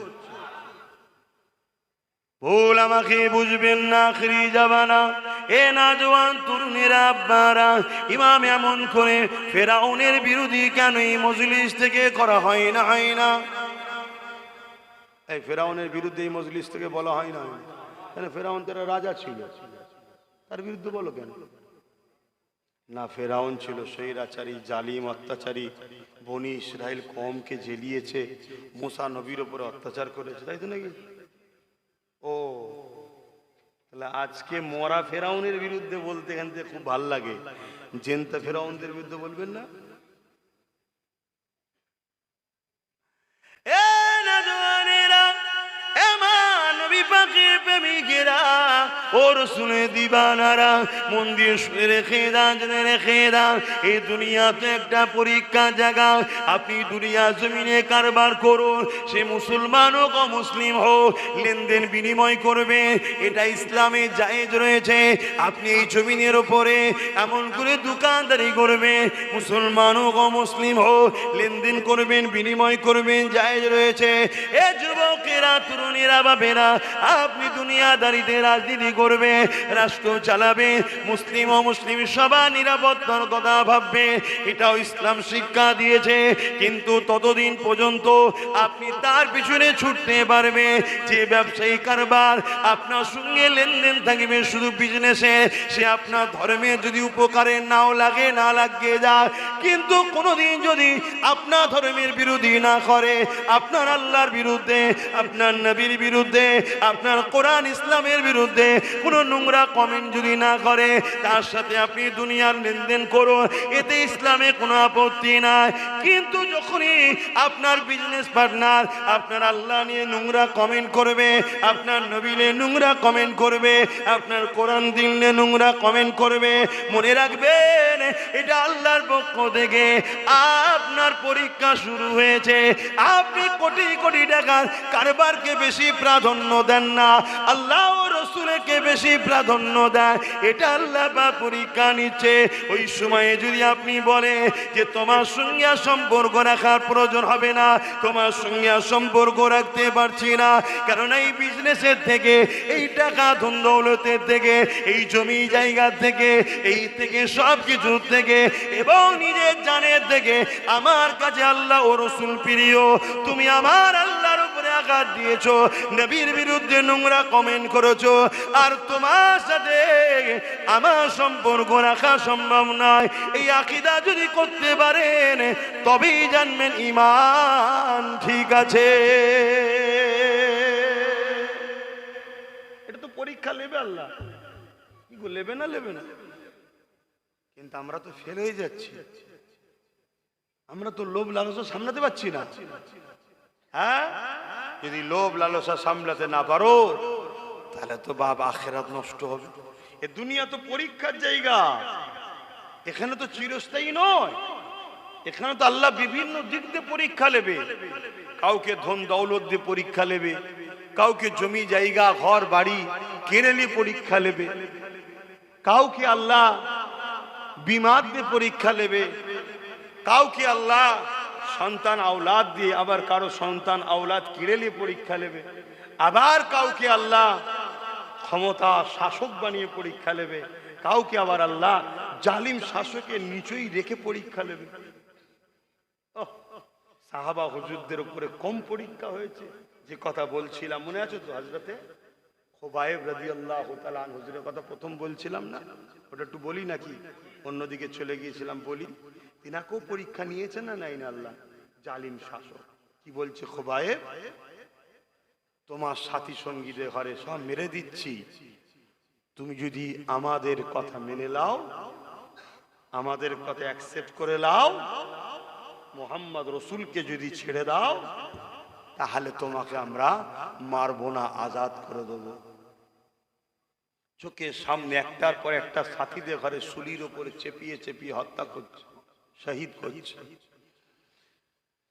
এ নওজওয়ানেরা, হযরত খুবাইব তালিব রাদিয়াল্লাহু তাআলা এই দৃশ্যখানা দেখার পরও তিনি চোখ দিয়ে পানি ফেলে সাথীদের মৃত্যুর জন্য শহীদের জন্য কাঁদতে লেগেছে, কিন্তু জবানে একটাই কথা বলতে লেগেছে, এ জালিম যতই অত্যাচার করিস না কেন, যতই জুলুম করিস না কেন, মুহাম্মদ রাসূলকে যারা একবার দিল দিয়েছে তারা কখনো মুহাম্মদ রাসূলকে ছাড়তে পারবে না। কেননা আমাদের জানের থেকে কাছে হলো রাসূলুল্লাহ, আমাদের জানের থেকে প্রিয় হলো রাসূলুল্লাহ। এই কথা শুনে জালিম শাসক আরো রেগে গেল, একটার পর একটা সাহাবা ভাইদেরকে শহীদ করে দিল। এবারে খুবাইব হুজুরকে ধরলে এমন করে নানা দিক দিয়ে বুঝাতে লাগলে তাকে নারীর লোভ দেওয়া হলো, সুন্দরী নারীর সঙ্গে বিবাহ দেওয়া হবে, তাও খুবাইব হুজুর রাজি হলেন না। তাকে বলতে লাগলো তোমাকে আমাদের রাজত্বের হাম সম্পদ দেওয়া হবে, তাও তাতে রাজি হলো না। এ নওজওয়ানেরা, তরুণেরা কোনোভাবে যখন রাজি হচ্ছে না, হযরত খুবাইব হুজুরকে এবারে শুলির সামনে নিয়ে গেল। নিয়ে গিয়ে শুলিতে চড়াবে তার আগে মুহূর্তে বলতে লেগেছে, এ খুবাইব তুমি কি চাও না তোমার বাপ মা পরিবার সন্তানের কাছে গিয়ে তাদেরকে নিয়ে আনন্দ খুশিতে থাকবে, আর তোমার জায়গাতে মুহাম্মদ রাসূলুল্লাহকে এই শুলির উপরে চাপিয়ে দেওয়া হবে। এ যুবকেরা চিনে রেখে দেয়, সেই দিনের মেলাউনেরা, সেই দিনে ইসলামের দুশ্মনেরা, সেই দিনে বেঈমানেরা তারা বিরাট পরিকল্পনা করে সাহাবা হুজুরদের থেকে ঈমানকে লুটতে চেয়েছে, আল্লাহ নবীর দ্বীনকে মিটাতে চেয়েছে। আজকের পরিকল্পনা একটু চেঞ্জ করে দিয়েছে, কেন তারা জানে আজকেও যদি এদের উপরে জুলুম করা হয় এরা জুলুমের কষ্টে সরে জীবনটা দিয়ে দেবে, মুহাম্মদ রাসূলকে ছাড়বে না। এই আজকে একটু প্ল্যানটা চেঞ্জ করা হয়েছে, আজকে একটু পরিকল্পনাটা চেঞ্জ করা হয়েছে। এই পরিকল্পনা উম্মতে মুহাম্মাদিকে জানানো, একজন ইমানদার হিসাবে, নবীর দ্বীনের খাদেম হিসাবে, আহলে রাসূল হিসাবে, আওলাদে মুজাদ্দিদ হিসাবে আমার কি দায়িত্ব নাই আপনাদেরকে জানিয়ে দেওয়া যে আজকের দিনে তো আবু জেহেল আছে, আজকের দিনে তো উতবা আছে, আজকের দিনে তো ইসলামের দুশমন আছে, তারা আপনাদেরকে জোর করে ইসলাম থেকে সরাচ্ছে না, কেন তারা জানে জোর করে সরানো এদেরকে কখনো সম্ভব নয়। তাই তারা পরিকল্পনা করছে, এমন কাজের সঙ্গে আপনাকে জড়াচ্ছে যে কাজের সঙ্গে আপনি জড়িয়ে গেলে ইসলাম থেকে বেরিয়ে যাবেন, ঈমানটা হারা হয়ে যাবে। তার ছোট্ট একটা নমুনা আপনাদেরকে কি বলবো, জোরে বলুন। বিজেপি আমাদের দুশ্মন না বন্ধু? এটা কেউ জানতে বাকি আছে? জোরে বল। কোনো যদি মেন্টালিও সমস্যা থাকে কোনো মুসলমানকে যদি বলা হয় বিজেপিকে ভোট দিবি, সে দেবে, এটা সবাই জানে, ঠিক না বেটি? কিন্তু বন্ধু সেজে যদি আমাদের কেউ ক্ষতি করে, এ বেশি ভয়ঙ্কর না যে প্রকাশ্য ক্ষতি করে, সে বেশি ভয়ঙ্কর। এই কথাটা আমার না নবীর। নবী পাক বলেছেন আমার বড় ভয় হয় আমার উম্মতদের ঘরে মুনাফিকরা না ক্ষতি করে দেয়। তার একটা ছোট্ট নমুনা বলছি। এখন একটা অনুষ্ঠান চলছে রাজনীতি ভাবে। কি অনুষ্ঠান? একটা অনুষ্ঠান চলছে না সব জায়গায় রাজনীতি ভাবে? বলুন বলুন। বিজয়া সম্মেলন, বিজয়া উৎসব, এটা কি উপলক্ষ করে? বলুন বলুন। ওইখানে কোনো মুসলমানের বেটা যেতে পারে, কোনো মুসলমানের মেয়ে যেতে পারে, যদি যায় ঈমান থাকবে। তাহলে দেখুন এরা রাজনীতি করছে না আমাদের কাফের বানাচ্ছে। কথা কিছু মাথায় ঢুকছে? এরা রাজনীতির নামে আমাদেরকে কাফের বানাচ্ছে। না গেলে বলবে ঘর দেবো না, না গেলে বলবে তোর কাটকে দেবো, না গেলে বলবে তোর নাম লিস্টে উঠবে, না গেলে বলবে এই করবো। তাহলে এরা রাজনীতি করছে না আমাদেরকে কাফের বানাচ্ছে। তাহলে যখন এরা রাজনীতি ছেড়ে দিয়ে রাজ ক্ষমতার পাওয়ারে বসে কাফের বানায় আমাদেরকে, তখন উলামাদের জন্য ফরজ সেই শাসকদের বিরুদ্ধে যুদ্ধ করা। এই ব্রিটিশ যখন রাজনীতি ছেড়ে দিয়ে এদেশে ইসলামের ওপরে আঘাত দিয়ে ঈমান লুটছিল, তখন এদেশের উলামারা ব্রিটিশদের বিরুদ্ধে লড়াই করেছে না করেনি? এই কথাটা আব্বাস সিদ্দিকীর আপনাদের ঘরে সজাগ করা দরকার আছে না? না, এ কথা যখনই বলবো তখন আমায় কি বলবে? বিজেপির দালাল। আর যখন বিজেপির বিরুদ্ধে বলবো তখন আমায় কি বলবে? ও দেশদ্রোহী। তাহলে ও যত যাই অন্যায় করুক বলা যাবে না, দেশদ্রোহী হয়ে যাবে, আর এ যা করে করুক বললে বিজেপির দালাল হয়ে যাবে। এই ভারতবর্ষে দুটো মানুষ বর্তমান আমার চোখে দেখা, তার সাথে আরো অনেকে থাকতে পারে, সেগুলো অতটা ফেমাস নয়। একটা অনেক আগে থেকে আছে, একটা রিসেন্ট শুরু হয়েছে। দুটো মানুষকে দেখছি, যে একজন 3 তালাকের নিয়ে লড়াই করছে, ওয়াকাফ কালাকাউনের বিল ছিঁড়ছে, ওয়াকাফ নিয়ে কেস করছে, ওয়াকাফ বাঁচাবার জন্য এনআরসির হয়ে কেস করছে, আর সেই দুটো মুসলমানকেই মুসলমানদের একদল বলছে দালাল, আর বাকি কেউ দালাল নেই। চিন্তা করুন, যে জাতি তাদের হয়ে যারা লড়াই করে তাদেরকে দালাল বলে, তাহলে জানতে হবে এ জাতি কতটা ধ্বংসের দিকে যাচ্ছে, বুঝতে পারছি? এটা ভাবুন। আর এটা কেন বারবার বলা হচ্ছে? কেন মুসলিম প্রত্যেকটা মানুষই বিজেপিকে ঘৃণা করে, অতএব ওর সাথে যদি জুড়ে দিতে পারো তাহলে খুব সহজে ওর পাশ থেকে মুসলমানকে সরিয়ে দেওয়া যাবে। কথা মাথায় ঢুকছে না? ঢুকছে। কিন্তু আমি আপনাদের বলবো, সেদিনে তাহলে আমাদেরকে কিভাবে শেষ করা হচ্ছিল? জান দিয়ে, মালের লোভ দিয়ে। আজকে কিন্তু একটু ঘুর পথে, কি ঘুর পথে, কি ঘুর পথে? উৎসব, ধর্ম যার যার, ধর্ম যার যার। এই কথাটা মুখ দিয়ে বলছেন না দিল দিয়ে? মুখ দিয়ে যদি বলেন আলাদা কথা, দিল দিয়ে বললেই কাফের। শুনছেন না? শুনুন, এই কথাটা কি কেউ মানেন? এই উৎসব যার, ধর্ম যার, উৎসব তার, তাই তো নাকি? ধর্ম যার, উৎসব। আচ্ছা, এই বিষয়গুলো অন্য কোন উলামারা প্রতিবাদ করে? আমার বিরুদ্ধে যারা মুখ খুলছে তারা প্রতিবাদ করে কেন? সব ভাড়াই চলছে, ভাড়া। উৎসব যার, এই ধর্ম যার, উৎসব তার, ধর্ম যার, উৎসব তার। কিন্তু আমাদেরকে কি খাওয়ানো হচ্ছে? ধর্ম যার যার। যদি কোনো মুসলমানের সন্তানের কথা মেনে নেয়, সঙ্গে সঙ্গে কাফের হয়ে যাবে। যদি কেউ আগে মেনেও থাকো, এ থেকে বাঁচার উপায় কি? এ থেকে বাঁচার উপায় হচ্ছে কলেমা রদ্দ কবুল করে নতুন করে মুসলমান হও। কথা শুনছেন তো নাকি? তুমি ভাবছো হয়তো আমি এখন ছেড়ে দিয়েছি, না, তোমাকে কলেমা রদ্দ কবুল করতে হবে। কথা মাথায় ঢুকছে না? ঢুকে না কেন?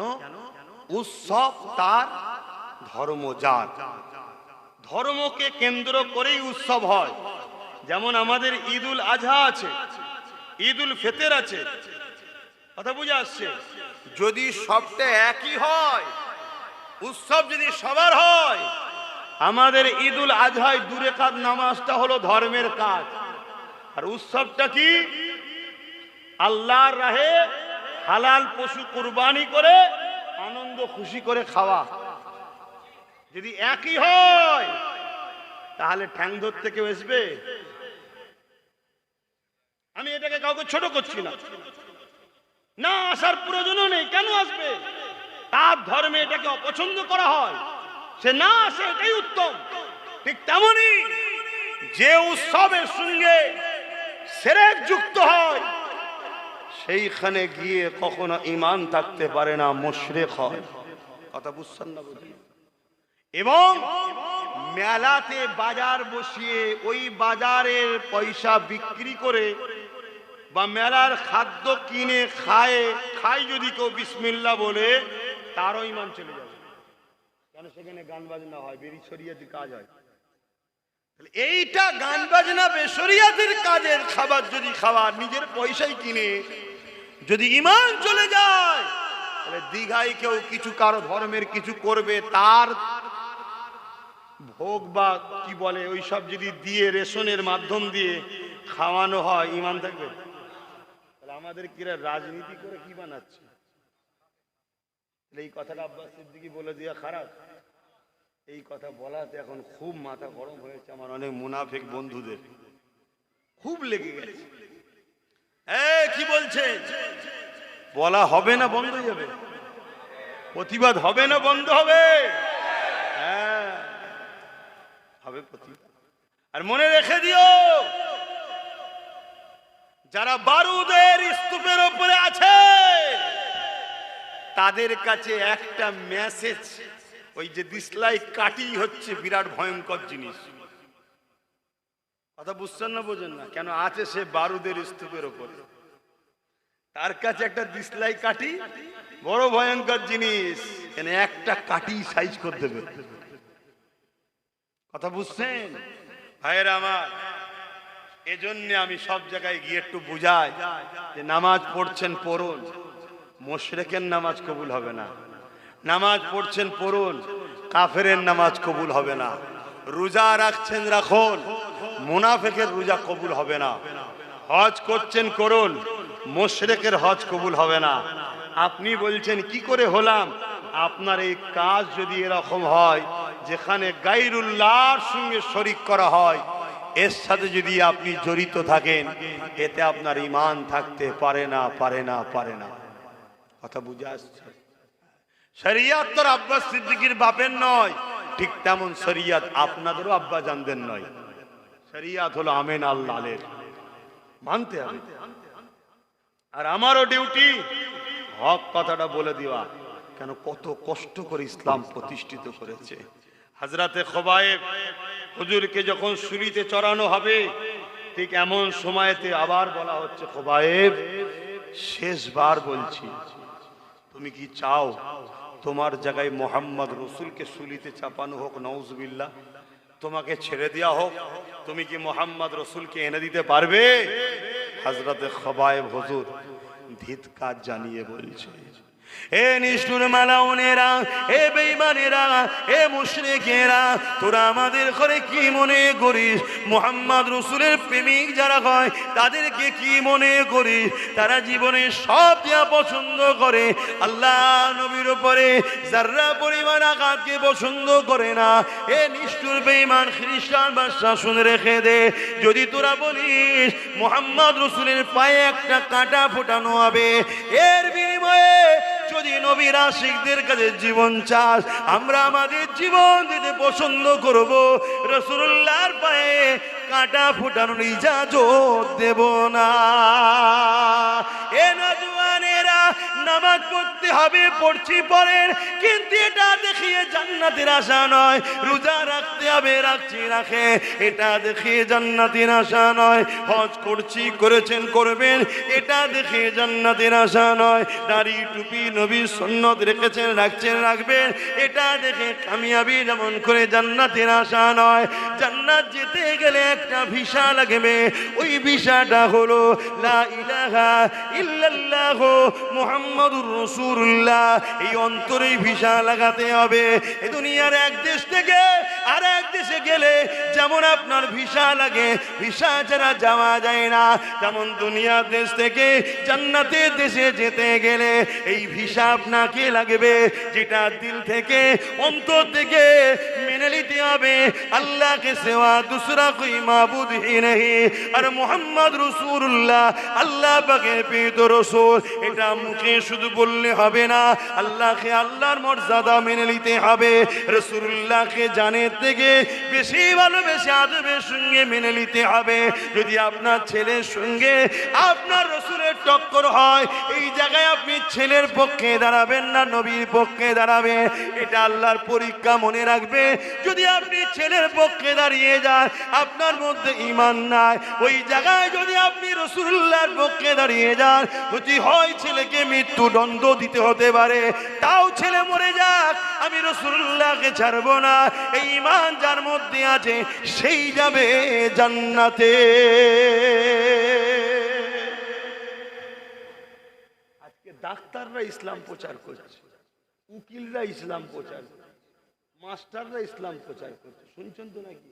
ঘরে দুটো চটি বই পড়ে নিয়েছে, আর ওই কি বলে ইউটিউবে গুগলে ইসলাম সার্চ করে দুটো পড়ে নিয়ে ফটর ফটর করছে, বলছে আমি সব জানি কোরআনে, আমি মাদ্রাসা, আমি সব জানি সব জানি সব জানি সব জানি। একজন ইংলিশের লেকচারার, কলেজের ইংলিশের টিচার, সে ইংলিশ জানে না জেনে বলুন। এখন তার কাছে যেটা আইনের কিতাব তুলে দেওয়া হয়, সে আইনের কিতাবটা পড়তে পারবে না? পারবে না। সে যদি এখন কালকে কোর্টে দাঁড়ায় লড়াই করতে, জিতবে কেন? তো পড়তে পারছে। কথা বলুন। একজন ইংলিশের টিচার, তাকে যদি কি বলে সায়েন্সের মেডিকেলের কিতাব তুলে দেওয়া হয়, সে সব পড়লো, কোথায় নাড়ি আছে, কোথায় নক্ষত্র আছে, কোথায় কোন শিরা আছে, আর আছে কতটা কি আছে, সব পড়েছে। শুনছেন? কোনোদিন অপারেশন করেনি। আপনি আপনি তার কাছে অপারেশন হতে যাবেন? কেন যাবেন না? জি আল্লাহ, কিন্তু কোনোদিন কাটেনে, কি কাটতে গিয়ে কি কেটে ফেলবে, দরকার নেই বাবা। কি এই জান যাবার বেলায় এত ভাবছেন? হ্যাঁ, আপনি ইমানের মামলায় একটু বুঝবেন না, কার কথা শুনছেন, কার কাছে যাবেন, কার কথা নেবেন, একটু ভাবা দরকার আছে না? না, দু পাতা পড়ে নিলে শুধু হয় না। ডাক্তারকে, অভিজ্ঞ ডাক্তারের কাছে আরো 20 বছর ধরে পিছনে ঘুরতে হয়। এই কাঁচি দে, এই দে। কটাই নামা যাবে?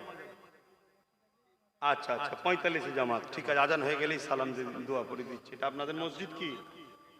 আচ্ছা ঠিক আছে। তো সেই জায়গা বাপ জানেরা আজান হয়ে যায়, ও এখানেই মসজিদ।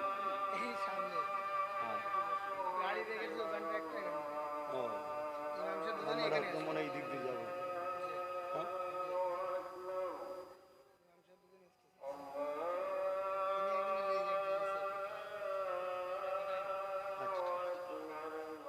এখনই সালাম দিতে।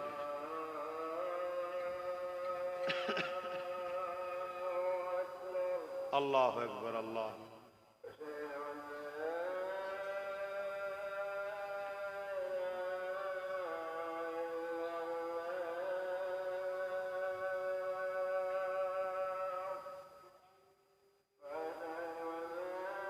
লা হাওলা ওয়ালা কুওয়াতা। আশহাদু আল্লা ইলাহা ইল্লাল্লাহ।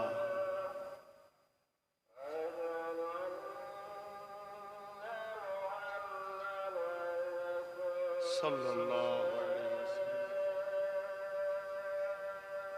সাল্লাল্লাহু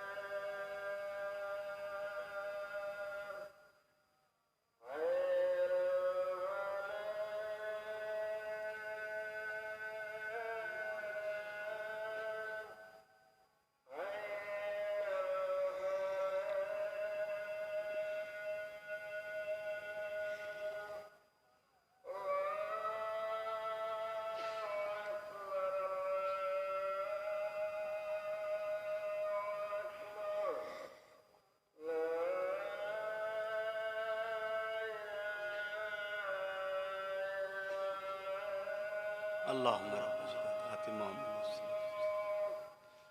انك لا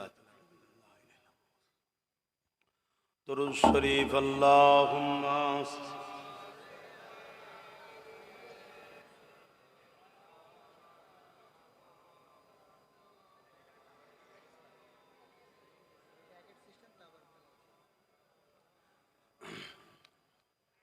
আর কথা নয়, তাবারুকের আবার ব্যবস্থা আছে।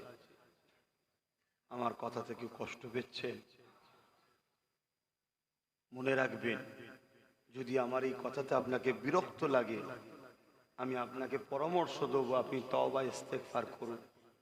আপনার ভেতরে শয়তান বাসা বাঁধা শুরু করছে, কথা বুঝে আসছে? কেন আমি আপনার দ্বীনের জন্য বলছি, আপনি আমার কোরআন, রাসূল, আল্লাহর জন্য বলছি। কাদের বিরুদ্ধে? যারা দ্বীনের দুশমন, তাদের বিরুদ্ধে বলছি। আসেন, হয়তো ভাষাটা সুন্দর হচ্ছে না, হয়তো গুছিয়ে বলতে পারছি না, কিন্তু মাকসাদটা হলো দ্বীনের দুশমনদের বিরুদ্ধে বলা। একটু দাঁড়িয়ে রাসূলকে সালাত ও সালাম। হে নবী,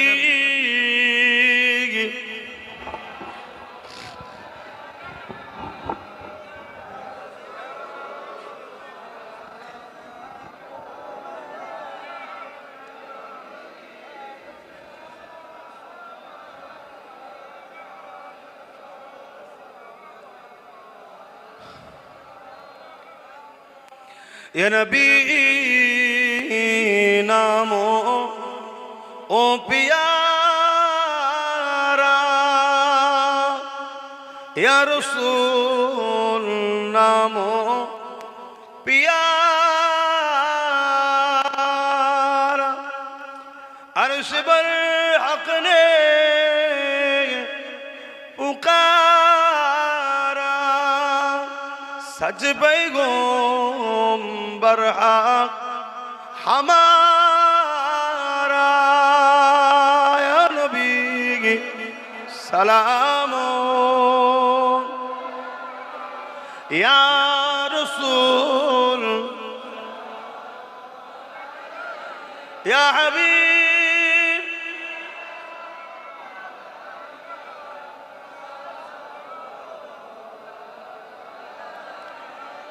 পড়িলো আল্লাহ আরো বাণী পোহালো দুঃখে এ রজনী হইল জগৎ অনুরানী আমিনার নয় ও নির্মণি ইয়া নবী সালাম ইয়া রাসূল ইয়া হাবিব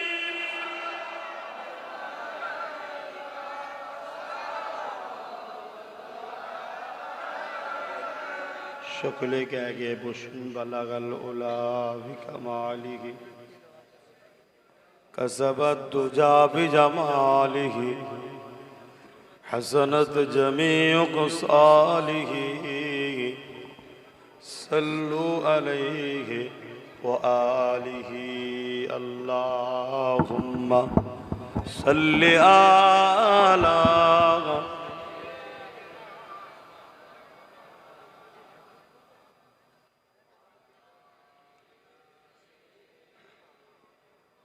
বাপজান আমার করি খতম কোরআন তেলাওয়াত আছে কলেমা শরীফ দরুদ শরীফ আছে আল্লাহ কবুল করেন আল্লাহ শেফা দান করেন একজন অসুস্থ এখন দোয়া চাওয়া হবে তাবারুকটাকে দিয়ে নি কিন্তু একটা কথা তো বলবো বললাম সময় তো হু করে চলে যাচ্ছে একটুখানি ছোট করেই বলি ছড়াচ্ছে কি আমি নাকি বলেছি টিএমসি কে ভোট দিয়া আরাম যাবে না না আরাম হ্যাঁ প্রথম থেকে শোনেন এই তাবারুক দিউনি অন্ধারা এর কথা বলে কি করে হবে ভাই 21শে অগ্রহায়ণ মনে আছে তো নলেজ সিটি 2-3 বছর মনে হয় ডাকা হয়নি না এবছর ডাকলে যাবেন তো নাকি ঠিক করে বলছেন যাবেন তো নাকি এবছর একটু বেশি কষ্ট করতে হবে ওখানেও যেতে হতে পারে আবার ব্রিকেটেও যেতে হতে পারে হাঁপি যাবেন নাকি হাঁপি যাবে তো যাক একজন নলেজ সিটি দিয়েছে আল্লাহ কবুল করে ভাই শুন বলতে দেন কি হবে না আজকাল আচ্ছা ঠিক আছে শুনছেন একটু বলতে দেন আল্লাহ নবী বললেন বসেন বসেন মুরব্বি বসেন আল্লাহ নবী বললেন বলতে দেন একটু আল্লাহ নবী বললেন অন্যায় দেখলে হাত দিয়ে রকো কি দিয়ে হাত দিয়ে যদি হাতে ক্ষমতা না থাকে মুখ দিয়ে প্রতিবাদ করো কি দিয়ে যদি মুখেও ক্ষমতা থাকে অন্তর থেকে ঘৃণা করো হাত দিয়ে রুকা এ ক্যাটাগরির ইসলাম ঈমান মুখ দিয়ে প্রতিবাদ করা দ্বিতীয় স্তরের ঈমান আর অন্তর থেকে ঘৃণা করা একেবারে শেষ নিম্নমানের ঈমান শেষ স্তর যদি হাত দিয়েও প্রতিবাদ না হয় মুখ দিয়েও প্রতিবাদ না হয় অন্তর থেকে ঘৃণা না হয় উপরন্ত অন্যায়কে সাপোর্ট করলো তার মধ্যে ঈমান কথা মাথায় ঢুকছে হ্যাঁ এবার অন্যায় দু ধরনের হয় একটা নিজের ক্ষতি একটা দিনের ক্ষতি নিজের ক্ষতি কাবিরা গুনাহগার যদি হয় তওবা করলে আল্লাহ মাফ করবে জোরে বলুন সুবহানাল্লাহ দিনের ক্ষতি মাফ নাই কথা মাথায় ঢুকছে তাহলে এখন বলুন কেন্দ্র সরকার সংখ্যাগরিষ্ঠতা দেখিয়ে সংবিধানের ধারাকে লঙ্ঘন করে ওয়াকাফ কালা কানুন করেছে, এটা নাই করছে না অন্যায় করছে? এটা আওয়াজ দিয়ে বলুন। মসজিদ মাদ্রাসার বিরুদ্ধে আইন করেছে, নাই করেছে না অন্যায় করেছে?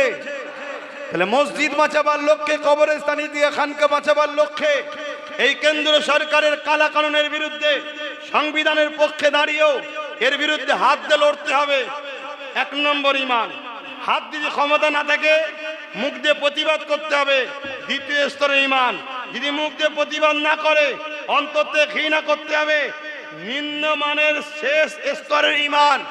কিন্তু একটা মুসলমান বিজেপির আইনের বিরোধী হাত দিয়ে রুখলো না, মুখ দিয়ে প্রতিবাদ করলো না, অন্তর থেকে ঘৃণা করলো না, উপরন্ত থেকে ভোট দিল, তার মানে সে মসজিদ ভাঙুক সাপোর্ট করলো, কবরস্থান ভাঙুক সাপোর্ট করলো। যে মুসলমান এই অন্যায়কে সাপোর্ট করে মসজিদ মাদ্রাসা ভাঙা, তার মধ্যে ঈমান থাকবে? কথা মাথায় ঢুকছিল কেন? এটা প্রথম বলিছি, এটা দেয়নি, এটা দেয়নি, এই কথাটাকে দেয়নি। এই কথা দিলে তো প্রমাণ হয়ে যাবে যে আব্বাস সিদ্দিকী বিজেপির বিরুদ্ধে। ওরা তো প্রমাণ করতে চাইছে আমি বিজেপির পক্ষে, তাহলে এটা দেয় কখনো? এটা দেয় না। দ্বিতীয় নম্বর, সময় কম তাই ডাইরেক্ট বলছি, কেউ যদি বলে কোরআন শেষ হয়ে যাবে, এটা নাই না অন্যায়? এই অন্যায়ের প্রতিবাদ হাত দিয়ে করতে হবে। যদি হাত দিয়ে প্রতিবাদ না করতে পারো মুখ দিয়ে, যদি মুখ দিয়ে প্রতিবাদ না করতে পারো অন্যায় ঘৃণা করো। যদি ঘৃণা না করে কোরআনের দুশ্মনকে ভোট দিয়ে সাপোর্ট করা মানে তুমি কোরআনের দুশ্মনকে শক্তিশালী করছো। যে কোরআনের বিরোধী করে তার ঈমান থাকে। এই জোরে বলো, সাপোর্ট করা মানে তো বিরোধী একই হয়ে গেল, তার ঈমান থাকে। এবারে বলতে পারেন এ ভুল করে বলে ফেলেছে, ভুল করে বলে ফেলেছে, ওকে ক্ষমা চাইতে পারে? কথা বুঝছেন না? বোঝেন? ফতোয়া বাস্তবের উপরে হয়, ফতোয়া বাস্তব মুক্তদায় হাল অনুযায়ী হয়। তারপর দাও, আর সময় নেই। এরপরে কখন আশপাশে এলে বিস্তারিত খুলে আরো বলবো কোনি। তাবারুক দাও, কিন্তু শোনার লক্ষ্য থাকলে শুনে নাও। মিশকাত শরীফের হাদিস, আল্লাহর নবী বলেছেন কেউ জালিম জানার পরও তাকে যদি কেউ সাপোর্ট করে, শক্তিশালী করে, সহযোগিতা করে, আল্লাহর নবী বলতে সে ইসলাম থেকে বেরিয়ে যায়। কোথাকারের হাদিস? মিশকাত শরীফের হাদিস। শুনছেন তো নাকি? অতএব বাপ, এমনি বলিনি, দিনের স্বার্থে বলেছি। এরপরও দুঃখ লাগছে, যারা আমার বিরোধী করছে তাদের মুখে কি একবারও শোনা গেছে যে আপনি আমাদেরকে প্রসাদ খাইয়ে মুশরিক বানাচ্ছেন? কেন? কেন আপনি প্রচার করছেন ধর্ম যার যার উৎসব সবার? কেন আপনি প্রচার করছেন কোরআন শেষ হয়ে যাবে? কি প্রতিবাদ পাওয়া গেছে? আখরি জামানা, ভালো ভালো ঘরের লোক বিগড়ে যাচ্ছে। সাবধান হন, সাবধান হন। আমি কিচ্ছু চিনি না, আমি কত মহব্বত করি, ভালোবাসি, সব আলাদা জায়গায়, কিন্তু আল্লাহ রসুলের বিরুদ্ধে চলে গেলে তার সাথে আর মিশা সম্ভব নয়। তাবারুক দাও, তাবারুক দাও, তাড়াতাড়ি দাও। সামনে থেকে দিয়া শুরু করো না, তাহলে পিছিয়ে গেলে আমার বলতে সুবিধা হবে। সামনে থেকে দাও, এই সামনে থেকে দাও। ওহ, সময় যেন থাকছে না, হু করে চলে যাচ্ছে। আমার এই আব্বা, আপনি কি কষ্ট পেলেন নাকি আমার কথায়? কষ্ট পান না তো আব্বারা? দেখবেন আমি আপনার ব্যাটার নাই, পীরের বাচ্চা। ভুল হলে বলবেন যে বাবা যেটা ভুল হচ্ছে বাপ, হাজারবার বলছি মেনে নেব, কিন্তু সমালোচনা করা কখনো মুরিদের কাজ নয়। ঠিক না বেটি? এটা মাথায় রেখো। আজ ফুরফুরা শরীফকে অপমান করার জন্য কি চক্রান্ত চলছে, কি গালিগালাজ চলছে, ঠিক না বেটি? হ্যাঁ, সব গলার কণ্ঠকে, ভয়েসকে বিভিন্নভাবে এডিট করে, তোরমোর করে ভয়েস নকল করা যায় না, যায় না। এভাবে গালিগালাজ ছড়াচ্ছে। দেখো কি গাল দিচ্ছে পীর সাহেবরা বলে চালাচ্ছে। একটাই উদ্দেশ্য, যাতে ফুরফুরাকে লোক ঘৃণা করে। আর ফুরফুরাকে ঘৃণা করলে কাদের লাভ? যারা ইসলামকে মিটাতে চায় তাদের লাভ। কেন? ফুরফুরা হলো পশ্চিম বাংলা সুপার পাওয়ার। জোরে বলুন সুবহানাল্লাহ।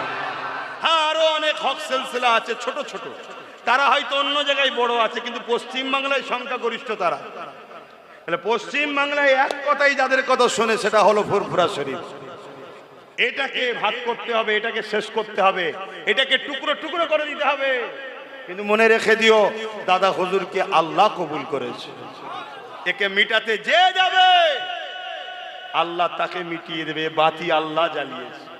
আরে আমার ঘরের লোককে আল্লাহ ছাড়েনি, আমার ঘরের লোককে আল্লাহ ছাড়েনি। দাদা হুজুরের বিরোধী করেছে বলে কথা মাথায় ঢুকছে না? ঢোকেনি? খেয়াল কর, দেখো, উত্তর পেয়ে যাবে। খেয়াল কর, দেখো, আমি বেশি কথা বলবো না। দাদা হুজুর এত সুপার পাওয়ারের ব্যাপার। আব্বাস সিদ্দিকীও দাদা হুজুরের সিলসিলা যদি ক্ষতি করে, দাদা হুজুর আমাকেও ছাড়বে না। এজন্য মাজারে মাঝে মাঝে যায়। আগে তো ঘন ঘন রোজ যেতাম, এখন এত ব্যস্ত হয়ে গেছি দাদা হুজুরের দোয়ায়, তার মাজারেই যাওয়া হয় না। মাঝে মাঝে মনে হয় রেগে গেল নাকি বুড়ো, বুড়ো কি রেগে গেল নাকি। তারপরেও যখন সময় হয়, এই দাদু হয়, দাদুকে বুড়ো বলে আদর করে ডাকা যাইতো নাকি না? আবার ফতোয়া দেবে। মাঝে মাঝে যাই, যখন গিয়ে বলি বেটা যান, আমাদের বেটা যান হয়, দাদুর আব্বা বেটা যান হয়। যদি আপনি নারাজ হন, আমি তো আপনার ঘরের ছেলে, বদদোয়া করবেন না, দোয়া করুন আল্লাহ যেন হেদায়েত করে। আমি তো মানুষ, হেদায়েত করে। আর যদি আমার দ্বারা ভালো কাজ না হয়, দোয়া করুন আল্লাহ যেন তুলে লায়, কিন্তু বদদোয়া করবেন না। কেন? আপনার ঘরের ছেলে, তাই তো নাকি গো? হ্যাঁ, ভুল মানুষ মাত্র হয়ে যায়।